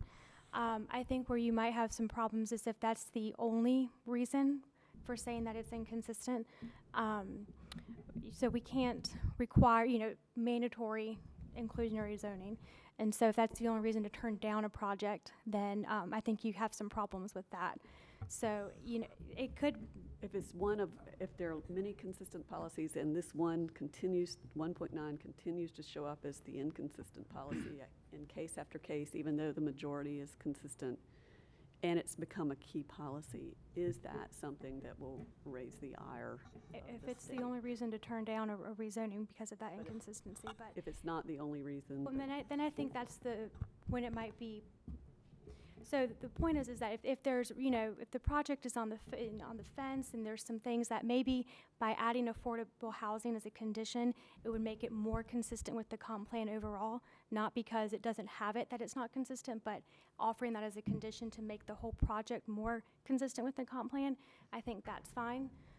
But again, just singling it out on its own is when I think there would be an issue. But this would rise to a level that if it's not in there, it would be inconsistent as proposed, correct? I mean, it'd be inconsistent with the policy. I think Right. that, we have approved, we've had cases that were inconsistent with a couple of key policies that were still deemed consistent. I think a lot of it would be, we would have to observe in practice how the commission and council decided to interpret it, as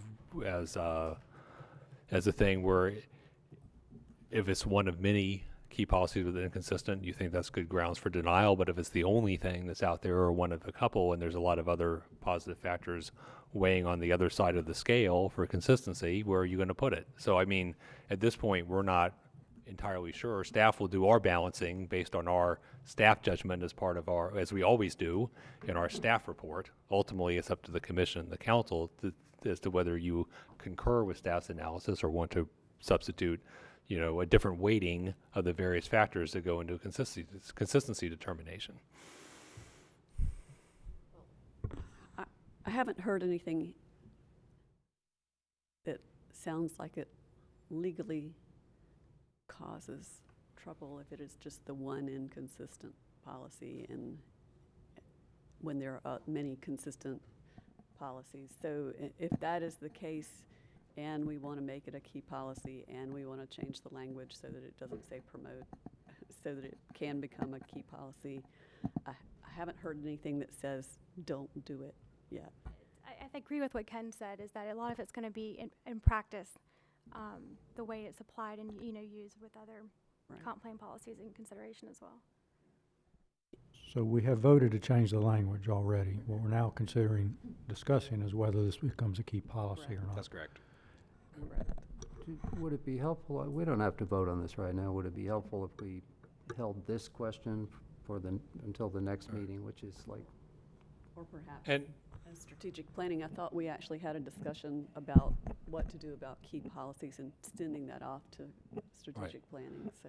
And you had a question about the use of the language promote. So generally what that would mean is it's a city action if we're promoting it. So one of the ways we promote, you know, affordable housing around transit is by funding tax credit projects near transit lines and giving them preferential treatment in our housing policy versus sites that are not on the transit line.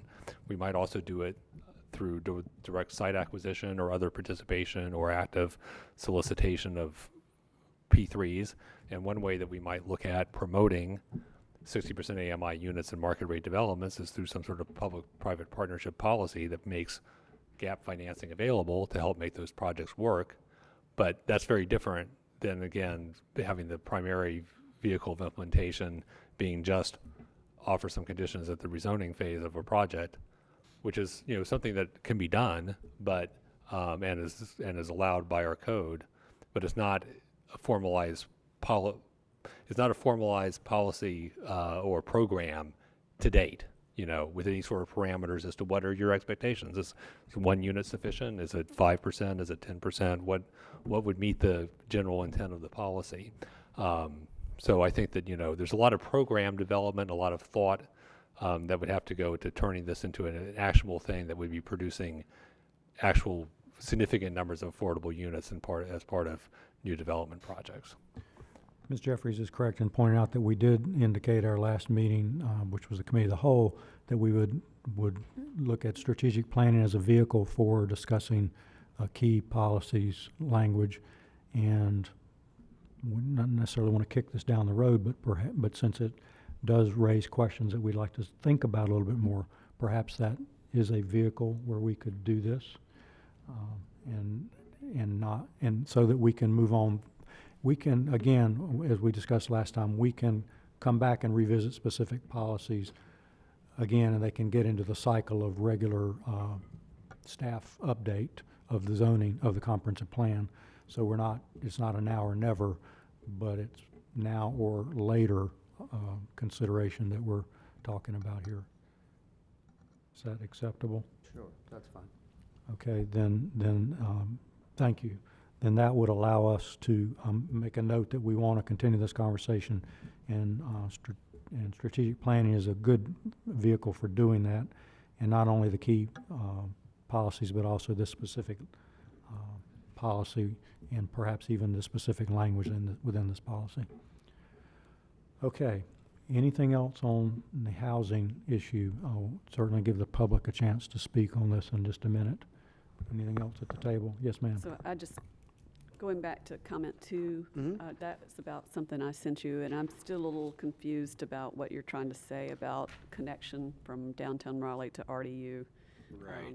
So the comment was, there's a reference in some of the text language in the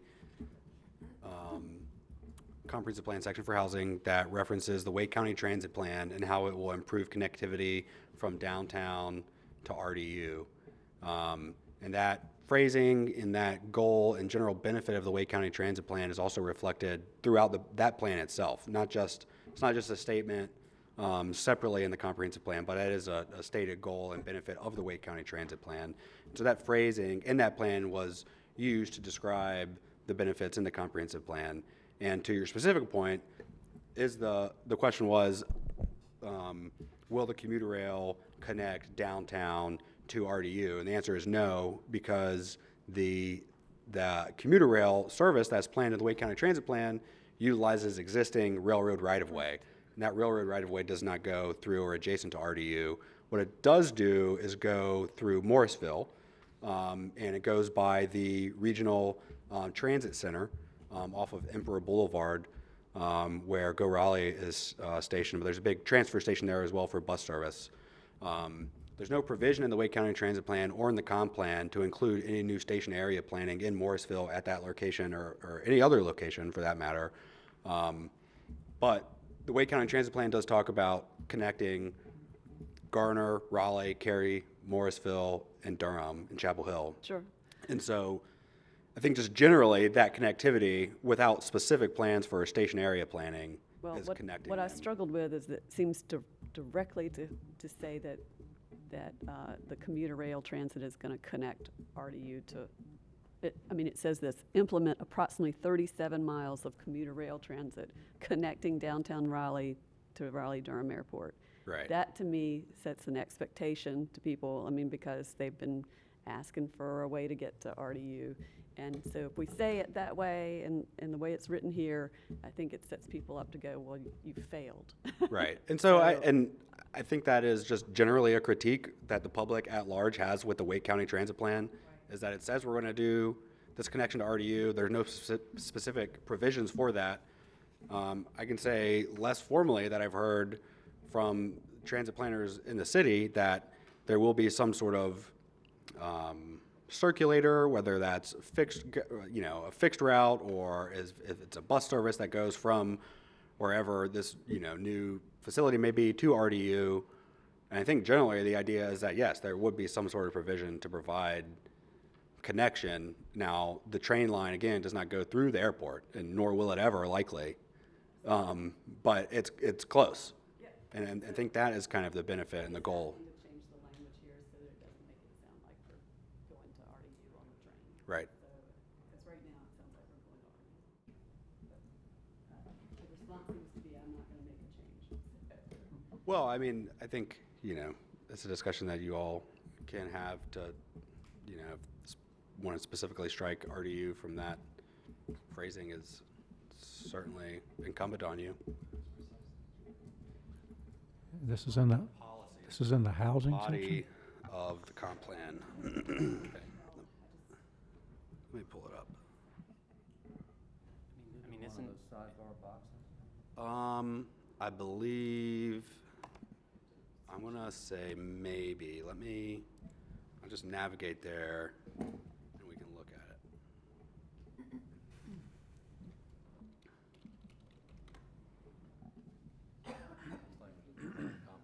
being kind of higher level, isn't this maybe more aspirational with like the idea that if you arrive at RDU, you can get to downtown Raleigh somehow, some way via public transit? Of course, I would recommend everyone's attention that you can get to downtown Raleigh from RDU right now, as I did just a couple of weeks ago on the Triangle Transit 100 or Go Triangle 100 bus, which works excellently. Let me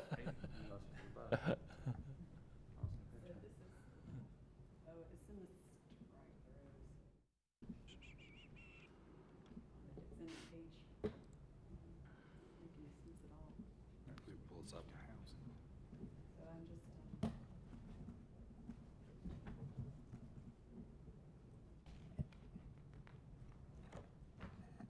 So I guess with that, Ken, doesn't that support so the connection in the language?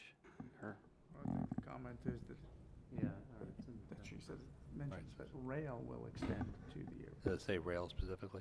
Yep, so here's the paragraph in the plan that says, both Wake County and the city are actively engaged in transit planning and implementation. In early 2017, Wake County began implementing the new Wake County Transit Plan using revenues from sales tax. The main components of the county plan, which will have a significant impact on Raleigh's residents, are: one, increase the bus service frequency, reliability, and reach from 17 to 83 miles. So that's the frequent bus service. increasing frequency of existing bus service and adding new frequent service. Separate from 2, which is implement the BRT or bus rapid transit service, which has 4 corridors throughout Raleigh, so south, east, north, and west. That planning is ongoing. Number 3 is implement approximately 37 miles of commuter rail transit connecting downtown Raleigh to RDU, Cary, RTP, and Durham. And so that's where this statement of connectivity from downtown to the airport exists. Good catch, because it does say that specifically. It does. Rail to the airport. So, Matt, how about it if it said, and Edie, implement approximately 37 miles of commuter rail transit connecting downtown Raleigh to Cary, that's the first stop, Research Triangle Park, and Durham with a link to Raleigh-Durham Airport. Sure. Okay, let's let that be noted, and that can be resolved. Thank you, Mr. Clem. Anything else to come before us? While we're talking about housing, then, is there anyone in the audience who came today to speak on this issue, want to raise any issues for us? No, thank you. Okay, anything else on this? Do we, So there's been a motion to amend some language for policy 1.9. I believe there was no motion or action taken on identifying that as a key policy. Correct. Right? So that's been noted. You've taken action on that. I think outstanding, the phrasing about RDU in downtown, we can strike that as an outstanding issue for today's conversation and bring that back. Or you can make the motion to strike that as Mr. Geary has done with the other policy.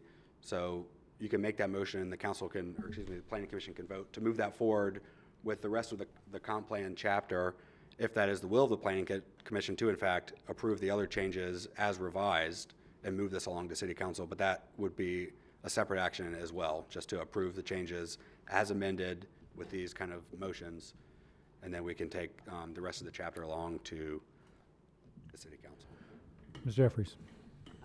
I'd like to make a motion to amend the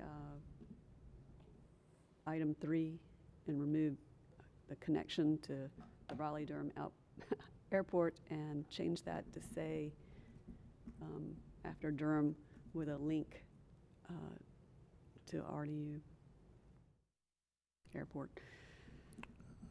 Okay, we have a motion. We have a second. Mr. Geary? Further discussion on this item? All those in favor, aye?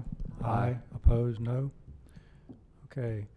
Now, with these changes, proposed changes, we can vote on this item to move it on, which would be really nice.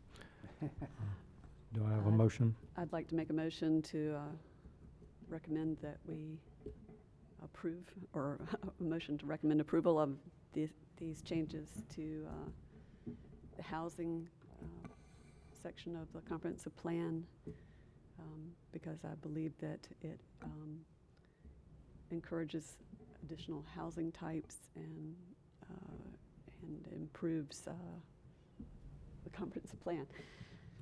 Second. Okay. Should I say something else? You don't even have to say that. That was good. This is All a right, comp plan, good. so you don't have to give a. We're ready to weigh in. We appreciate that. Okay, we have a motion and a second to approve the housing update of the comp plan. Any further discussion? All in favor, aye? Aye. Opposed, no? Thank you. Thank you. Very good work. All right. Moving right along.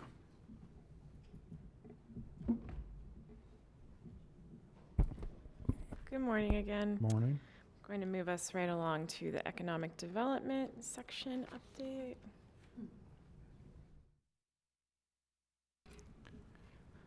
All right.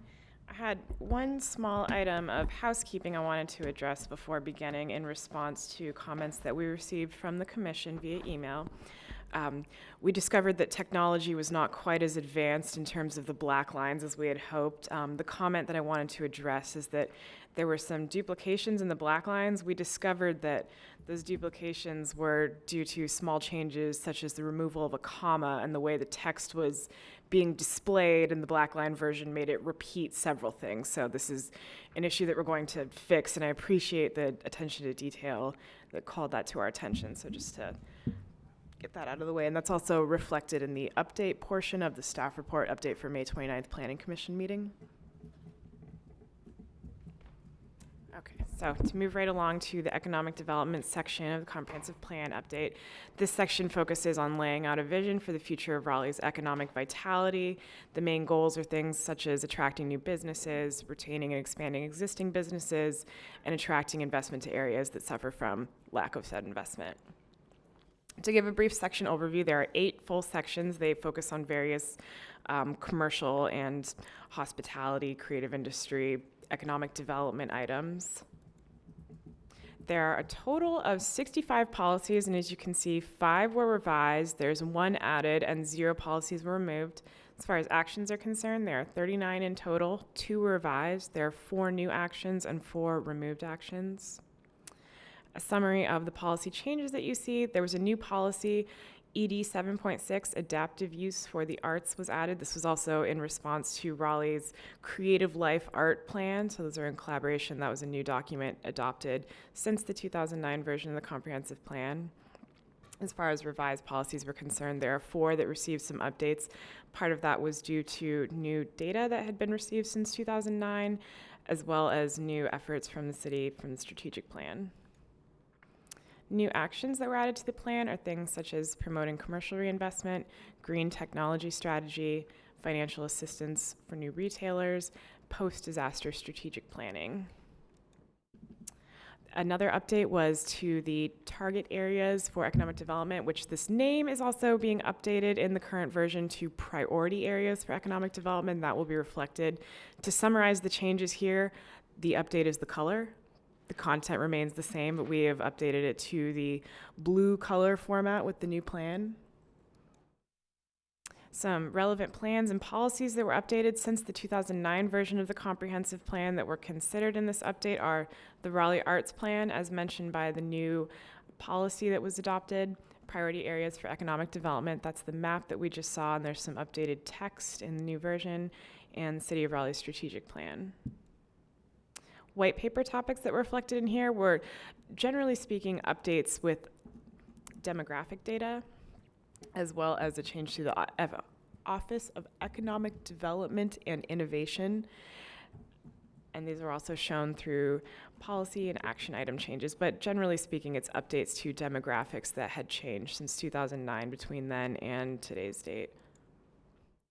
Other changes, and this one I noticed as I was preparing this morning, that while this table is reflective of the current table that is in the 2009 version of the comprehensive plan, as you can see here, the table on the right refers to housing. That is an error that was made by myself. However, there is no error in the staff report, and I will update this in the presentation. But to summarize what this data is telling you, this blue table here is an updated demographic data from the 2040 Campo projection. So it looks quite similar to the brown table. However, it has new dates and it has a new color to match the new blue color format of the plan update. The vision themes that are relevant to this section include economic development and prosperity, as well as Green Pint Raleigh sustainable development. The department that we consulted the most with was the Office of Economic Development and Innovation, and the Economic Development Innovation Manager, Veronica Creech, was kind enough to join us this morning and is still here as well in the audience, should you have any questions for her. As far as public outreach was concerned, we didn't have any comments that were directly relating to this section, so there's not much to speak on in this half, but we did go through the same public outreach channels for this chapter as we did for the other chapters that we have spoken to you about. And with that, I'd be happy to answer any questions. Okay. Questions? Yes, ma'am. I sent one item in about a sentence, and I didn't hear you Sorry? speak to that. I sent one item in about a sentence that after strike through was a problem. Yes. Did you make The, an alteration to fix that sentence. Was that item where the black lines were having duplicates? No, it was not a duplicates issue. It was a sentence that, after the strike through, it didn't read correctly. I mean, it wasn't a proper sentence, and it was difficult to. Yes, thank you. All right. That is. It started with capital area metropolitan planning organization with input from municipalities across the Triangle region, comma, Raleigh is expected to. So, I mean, if you started the sentence with according to Campo, Raleigh is expected to, that'll fix that sentence. Yep, I took a note of that in the email that we received. Okay. Thank you, that is being fixed. Okay, thank you. Other comments? Mr. Geary? Okay, I had a couple here. Regarding policy ED13 gateway reinvestment focus, again, I'd raised the question that you removed Capitol Boulevard from that list. I just wondered, what's the criteria for the focus? You say such as, are these just by example, or are these the ones we're going to focus on? Reinvestment focus such as Avon Ferry Road, Six Forks Road Corridor, and South Saunders Street. But, I mean, there are other areas that could be included. So my question is, what are the criteria for this focus, or if any, or are these just random options? Sure, that's a great question. I'm pulling up the section of my staff report right now to review that particular.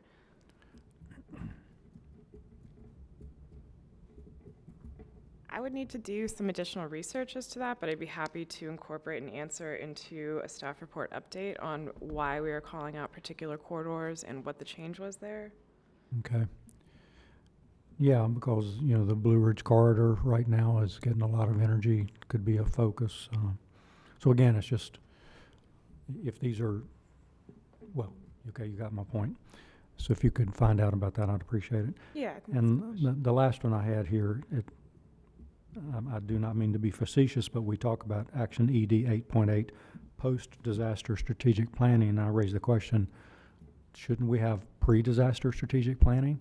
I mean, surely, we're doing that, but is that worth its own call out somewhere, or do we just assume that's part of what we do?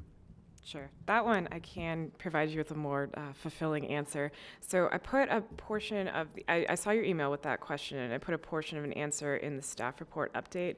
So we reviewed that, and our initial thoughts were that there was some pre-disaster planning included in other sections of the comprehensive plan update, particularly in the environmental protection, as well as in community facilities and services, as well as regional and interjurisdictional coordination, all referred to a couple policies that relate to pre-disaster planning. Okay.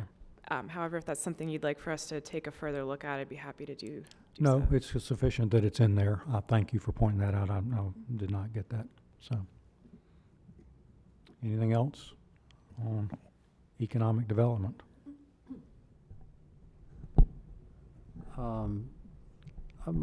So I hate to be uncurious about economic development, but it is such a big subject, it's hard to reduce it to policies and a comp plan. But here's a question, since we have the economic development coordinator here. Do we spend any money, does the city spend any money in targeted economic opportunity areas, trying to educate high school and college students about economic development strategies and their opportunities in the city? Is that something we do? Good morning, I'm Veronica Creech. Thank you for that question. Specifically with youth is your question, Yes. do we invest in? So there's a beautiful nonprofit here, husband and wife team from Raleigh created called District C. District C is a local organization that brings a cross-section of our high school students together to take on real-world problems. The city of Raleigh was the first local municipality to raise our hand and join District C, imposing challenges for our young people to solve. Our first pitch was last mile solutions for public transportation. We have not engaged this same group in what you're asking about, economic development in Southeast or in priority areas. That sounds like a very fun question that we can pose to our young people. But other than that, I'm not sure that we have any, I know we don't have any funded programs. We do host summer youth employment team members. And this will be the first year our office will be hosting a youth summer staff person. Okay. Well, it's a thought. It's a very good when thought, I was yeah. in high school and college, didn't know a thing about it and probably should have. Yeah, no, I appreciate the inspiration there. Thank you. I would say that the priority areas map was specifically drawn to target, programmatic money such as the Building Upfront Grant or Job Investment Grant funds for business location, which is kind of how the criteria were drawn. Targeting the schools, I mean, I think are we targeting people based on where they live or where they go to school? With the Wake County's, general income integration program, you can't necessarily assume that a lower income student from Southeast Raleigh is going to school in Southeast Raleigh. They might be going to school in some other location outside the targeted zone, and vice versa. So, but the point is well taken. A key part of economic development, of course, is promoting opportunities through the educational system. And noticing if you're in an economic opportunity zone, noticing what it is about that zone that makes it an economic opportunity for you, your family, or someone else. Right. So I don't know that this needs to be a policy in the comp plan, but just a question. Ms. Hicks?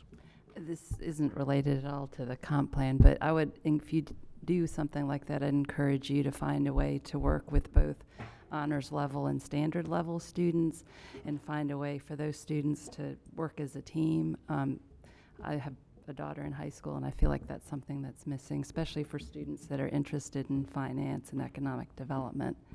I appreciate that. Yeah, thank you. Yeah, Thank you we for do that. talk about equity and bringing all voices to the table, and sometimes we just forget our youth, and that's just the voice that's going to be here in 10 to 15 years. So, absolutely, very valid Sooner points. than we realize. Sooner than we realize. Very good. Perhaps you can offer some thought, if not answer the question about the Gateway Reinvestment Focus.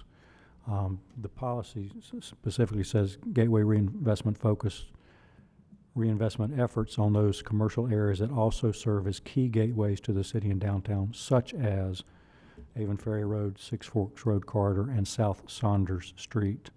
So it doesn't mean only, but again, those are called out.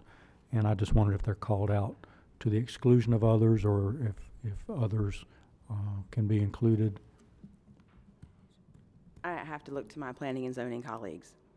Okay. The moment they ask about like economic development in those corridors, the moment we start talking about being inclusive and equitable economic development, we're there. But the actual planning, I would not want to step around anything that our planning and zoning team would say about that. Okay, that's fine. And I don't want to hold this whole thing up just for that one thing. It's really more of a clarification issue. Bynum, something? Thank you. Oh, thank you. Thank you for coming. Can I speak to that briefly? Absolutely.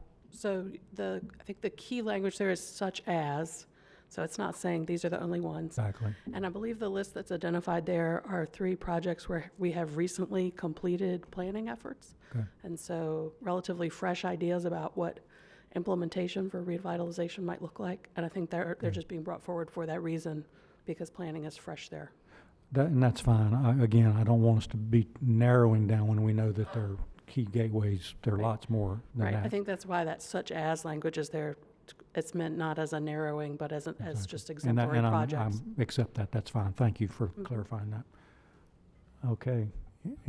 Anything else? Anyone? So, we had an outstanding issue about the areas of focus. Does that resolve that, that you brought up at the beginning? Or will that hold us up No. from voting? No, it's Okay. No, it's nothing. So, okay. Any public comment on this item? Okay. Can we move this one forward? Yeah, I'll move that we adopt, that we recommend to City Council adoption of this update to the comp plan regarding economic development. Okay, I have a motion. Do we have a second? Second. We have a second from Mr. Novak. Further questions? All those in favor, aye. Aye. Opposed, no. Okay, thank you, Ms. Ellis. All right, we're going to do participation in planning.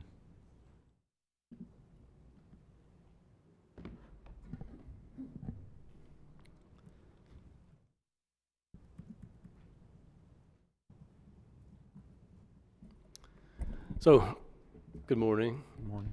This is a new subsection that has been included for your consideration as part of the update. It's coming from the place that the comprehensive plan overall is very thorough. It covers lots of policies about how the city will grow and change in the future. It has, to some extent, the policy about the procedures by which we get there, but it doesn't have much specificity about the public input and how exactly, what's an ideal, just like we have ideals for land use and transportation. What are some ideals for how public input should happen, what that process should look like? And so this is in the implementation section, and how does the plan get implemented? Well, the short story is there's policy and then there's zoning, but the longer story is somewhere in between policy and zoning, there's a lot of public participation. And thinking about the best way to optimize that is critical to getting to the best outcomes in the end. So that's what the intent of this new subsection aims to do. And it specifically looks at who participates and how. It's coming from the perspective that the traditional planning technique of a weekday evening in-person event is difficult, if not impossible, for the single mother working second shift, taking care of kids, the college student preparing for exams. In fact, it's nearly impossible for almost everyone who doesn't have a lot of extra time and an extremely strong interest in the topic being addressed. There are many people who probably care a lot about their city and the future of it. That's not necessarily the same thing as wanting to spend an hour and a half at a public meeting that maybe is someplace that's not convenient. You maybe don't like meetings, maybe don't like standing in front of people and talking about your feelings about development. It's just uncomfortable for a lot of people. So we know in so many ways that the process that we typically use just systematically slices down who we hear from until we are left with typically a pretty narrow band of input. So the thought process here is to think about that in, at least in an aspirational way, think about how we can open up those processes and remove those barriers. So it's a short section, but 3 main parts to it, and it's looking at barriers to participation, some of the ones that I just outlined, and then how to make it easier for people to have a voice in the future of their city. And then finally, something that we've called rights and responsibilities, that there's a two-way street here, that people should have certain rights when it comes to how they can access these processes and how their input is received and considered. But there's some responsibility as well. I think the decision makers, Planning Commission, City Council, are in positions where your charge is to think in the long term and to think very broadly.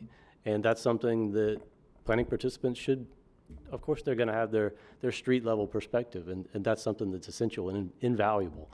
But for them to think about those broader questions as well, I think will help get us to a higher level of conversation, a healthier conversation, and hopefully more consensus about the answers.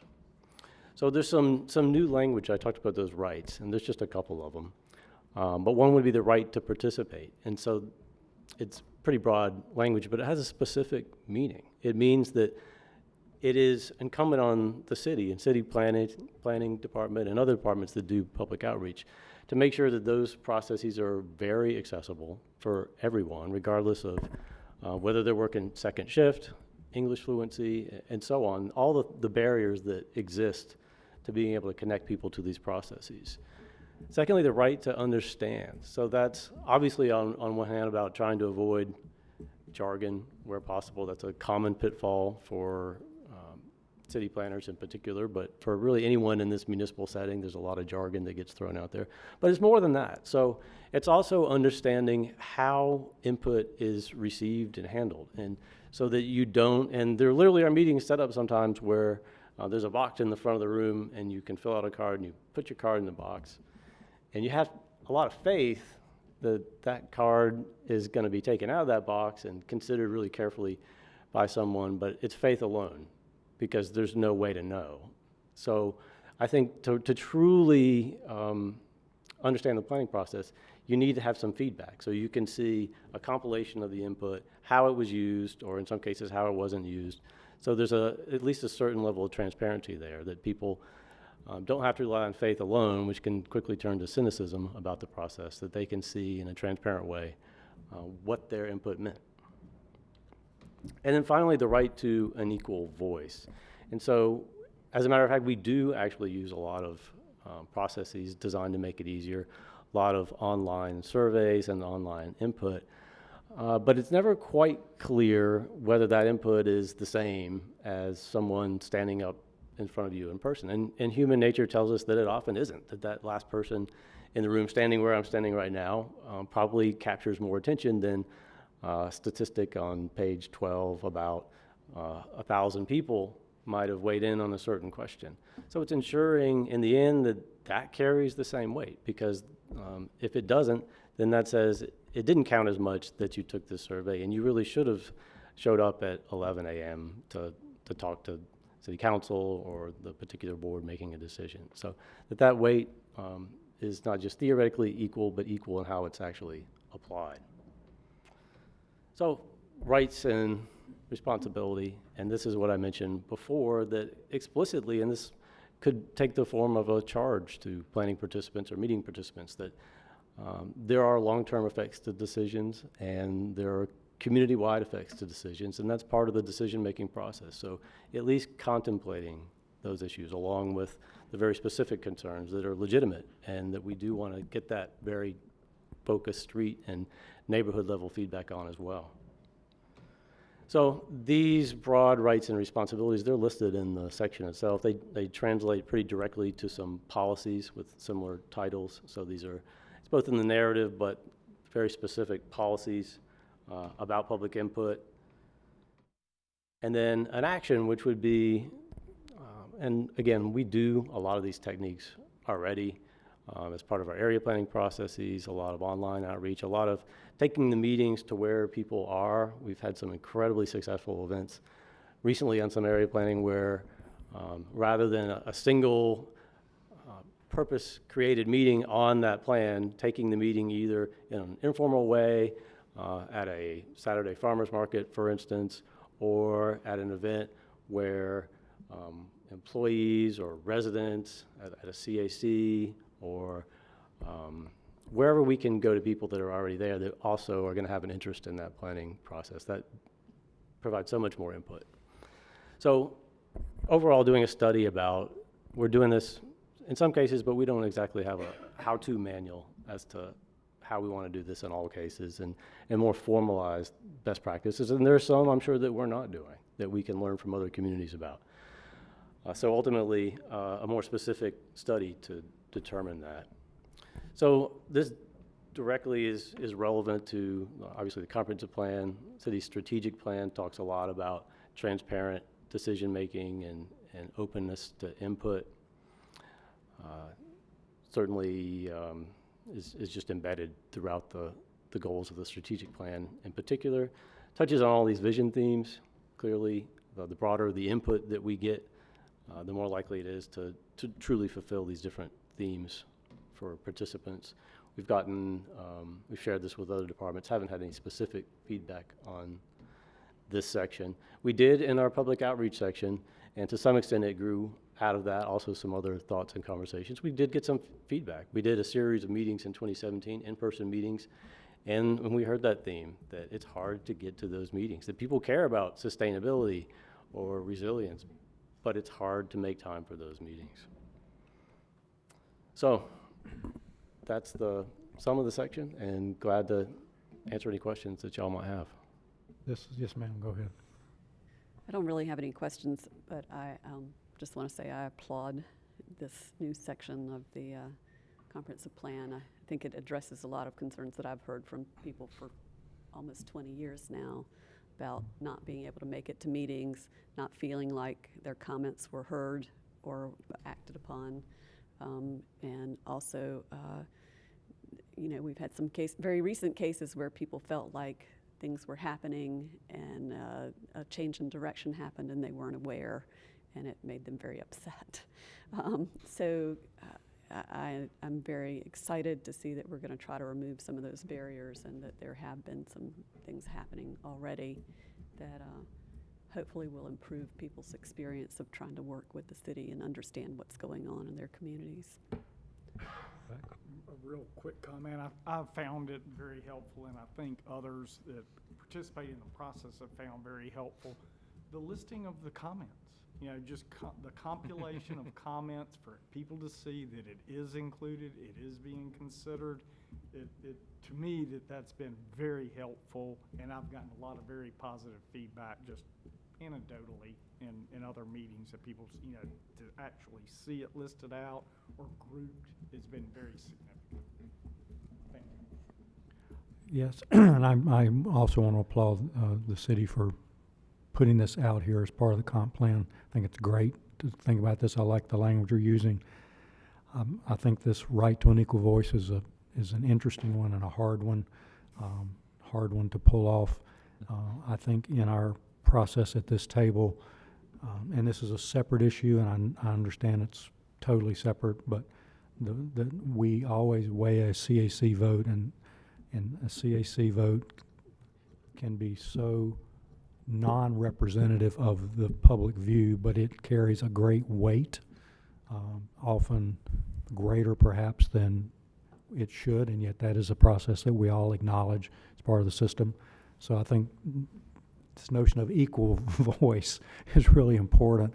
And again, I don't even want to open that can of worms. We've been there and been beat down by it, but there's something to be said about trying to find ways for other people to speak to the process that allows these decisions to maybe, for us to have better information when we have to make tough choices. So thank you for doing this. Anything else anyone like to add? Just that I think the planning staff has done a good job of reaching out to the CACs. So yes, they are not representative, but to the extent that people do come to those meetings, they're getting good help from Yeah. staff, and you guys are also out in the community doing pop-up planning meetings. So, you know, maybe we could help with that if you ever think, gee, I'd like a planning commissioner there to gum up my work. We can do that. You could be our designee for those, Mr. Geary. Well, I think it's hard sometimes for people to grasp what a planning issue is until they hear an issue, and then, oh, okay, I get that. I get why that's contentious. So, When you are right, you are correct in pointing out the CAC process and the staff involvement is pretty important. yeah. Ken, were you about to say something? No, Okay. I'm good. Okay, thank you. Anything else? We can move this forward. So I'd like to make a motion to recommend approval of the addition of this section to the comprehensive plan. Okay, I have a motion and a second. Any further discussion? All in favor, say aye. Aye. Opposed? No? Okay. Is there more today? Not really. So I only have 2 slides, and they're both My calendars. heart just dropped. I was. Oh, no, you're done. Just an update where we are now. Oh, thank you. So this is now this line here, 2C, which will say completed at the end of this. The next meeting we'll discuss is a special meeting on Thursday. I think I'll probably send a note after this meeting checking on attendance just to make sure that meeting will proceed. Okay. I'm not optimistic we'll get through the whole agenda because there are 2 sections, All but right. we'll see how it goes. So can I ask a question Sure. about that? So there are 8 sections that we're Yep. trying to get through that meeting. Are we going to have a hard stop at 7 p.m.? Yes. So in addition to that meeting, there were 2 scheduled in June on the 5th and the 19th. That was when I did the polling. Those actually, I feel like because it was so far ahead, pretty much everyone was available. So those are still on the schedule, and whatever we don't get through, we'll carry over. But it is a way to deliver the material to you. So as we go through June, you now have everything basically, save for the area plans, which some have very minor tweaks and some are brand new and have been adopted, but we can talk about that later. So that's just that. The last thing is the first public hearing for this is scheduled for June the 4th, and this is more for the record and for TV. So traditionally, before the Tuesday public hearing in front of council, staff holds office hours called Ask a Planner in this building. So that will continue. We have scheduled 3 additional times, which we hope to do for each one of these sections the week or so before the public hearing. So those are 2 on the 29th and 1 on the 30th. So a morning, afternoon, and evening session, and then the one right before the meeting. So should anyone wish to come talk to us about it, or ask questions, or prepare to speak, or what have you, staff will be available just to discuss the comp plan, although we, of course, will answer whatever questions we can. All other. Sure. So the public hearing is on whatever we've sent It's forward? the first section, which was managing our growth, which included the introduction, the framework, the regional coordination, the implementation. So the next section, the land use, transportation, urban design, which was will be reported out on the 11th. We'll prepare the certified recommendations, and council will set the public hearing, just like normal. But that first section went through earliest and has been to council before to set the hearing, which was in June. Okay, So that was it. great, thank you very much. And yes, a reminder about Thursday's meeting would be very helpful. Yes. It's at 4? 4 p.m. In 303. Right now, of So those next at to the the- table, anyone here who will not be able to be at that meeting? You know, okay, so, all right, we should have a Great. quorum. All right, thank you. Moving on, approval of the minutes. I had one correction. I think in the first item it referred to, the vote was not unanimous, 6-0. So I think maybe not can be removed. Otherwise, any other corrections or additions to the minutes? I have a motion to approve. You make the motion. I move approval of the minutes. Is there a second? All those in favor, aye. Aye. Opposed, no. All right, thank you. Under report from the chair, just one thing. I really appreciate the good discussion this morning from every one of you. I appreciated that you were willing to offer counter arguments, that you were willing to raise opinions that varied and differed from those of your colleagues, and you backed it with a solid thought. This is really valuable when we have that kind of discussion, when we're willing to say, hold on, I'm not sure I'm ready for that. This is the table where that should happen, and I really, really thank you for being comfortable expressing your differences. And even if it's you're in a minority opinion, it's great to do that, so thank you for that. Anyone from the members? Anything? Ms. Jeffries? So I want to follow up again on our summer break, because there seemed to be something already on the calendar that was discussed in our meeting last week. Was that committee of the whole where there was some confusion about where our summer break is supposed to be? Right, so I believe that staff published your calendar at the beginning of this year in January. Okay. I can pull it up and look at it if you wish, but it's been published since January. All right, so that really is our summer That's break. the summer break, that's And right. so we have no meetings in July. I'm No, not sure that's I true. I can think look it up there to is a- confirm. I think there is a meeting in Typically, July. you typically you meet the first meeting in July, and then you're off until mid-August. So, That seemed to be counter to what we heard last week. Can we confirm those actual dates? Yes, I would like that. yeah. Yes. Happy to carry this around. Wow. All right. Very good.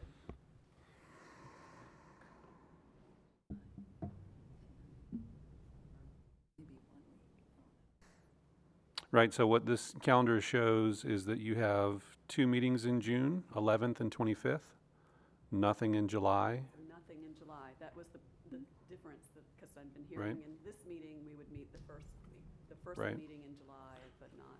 That's, I think traditionally that's what has happened. Right. But this, Now the calendar is saying that we're not meeting at all. that's correct. It says, shows no meeting in July, and you come back August 13th.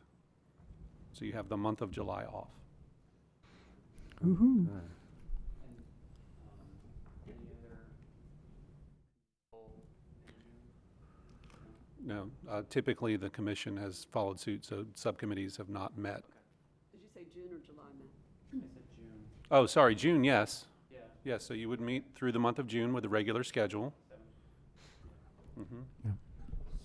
So we need to elect new officers. Yes. At some point, and then probably Yes. reorganize the committees too. Yes, and I've been having some discussions with individuals about that, and so I would like to think at June 25th, which technically might be my last meeting anyway, although maybe I go to the committee of the whole.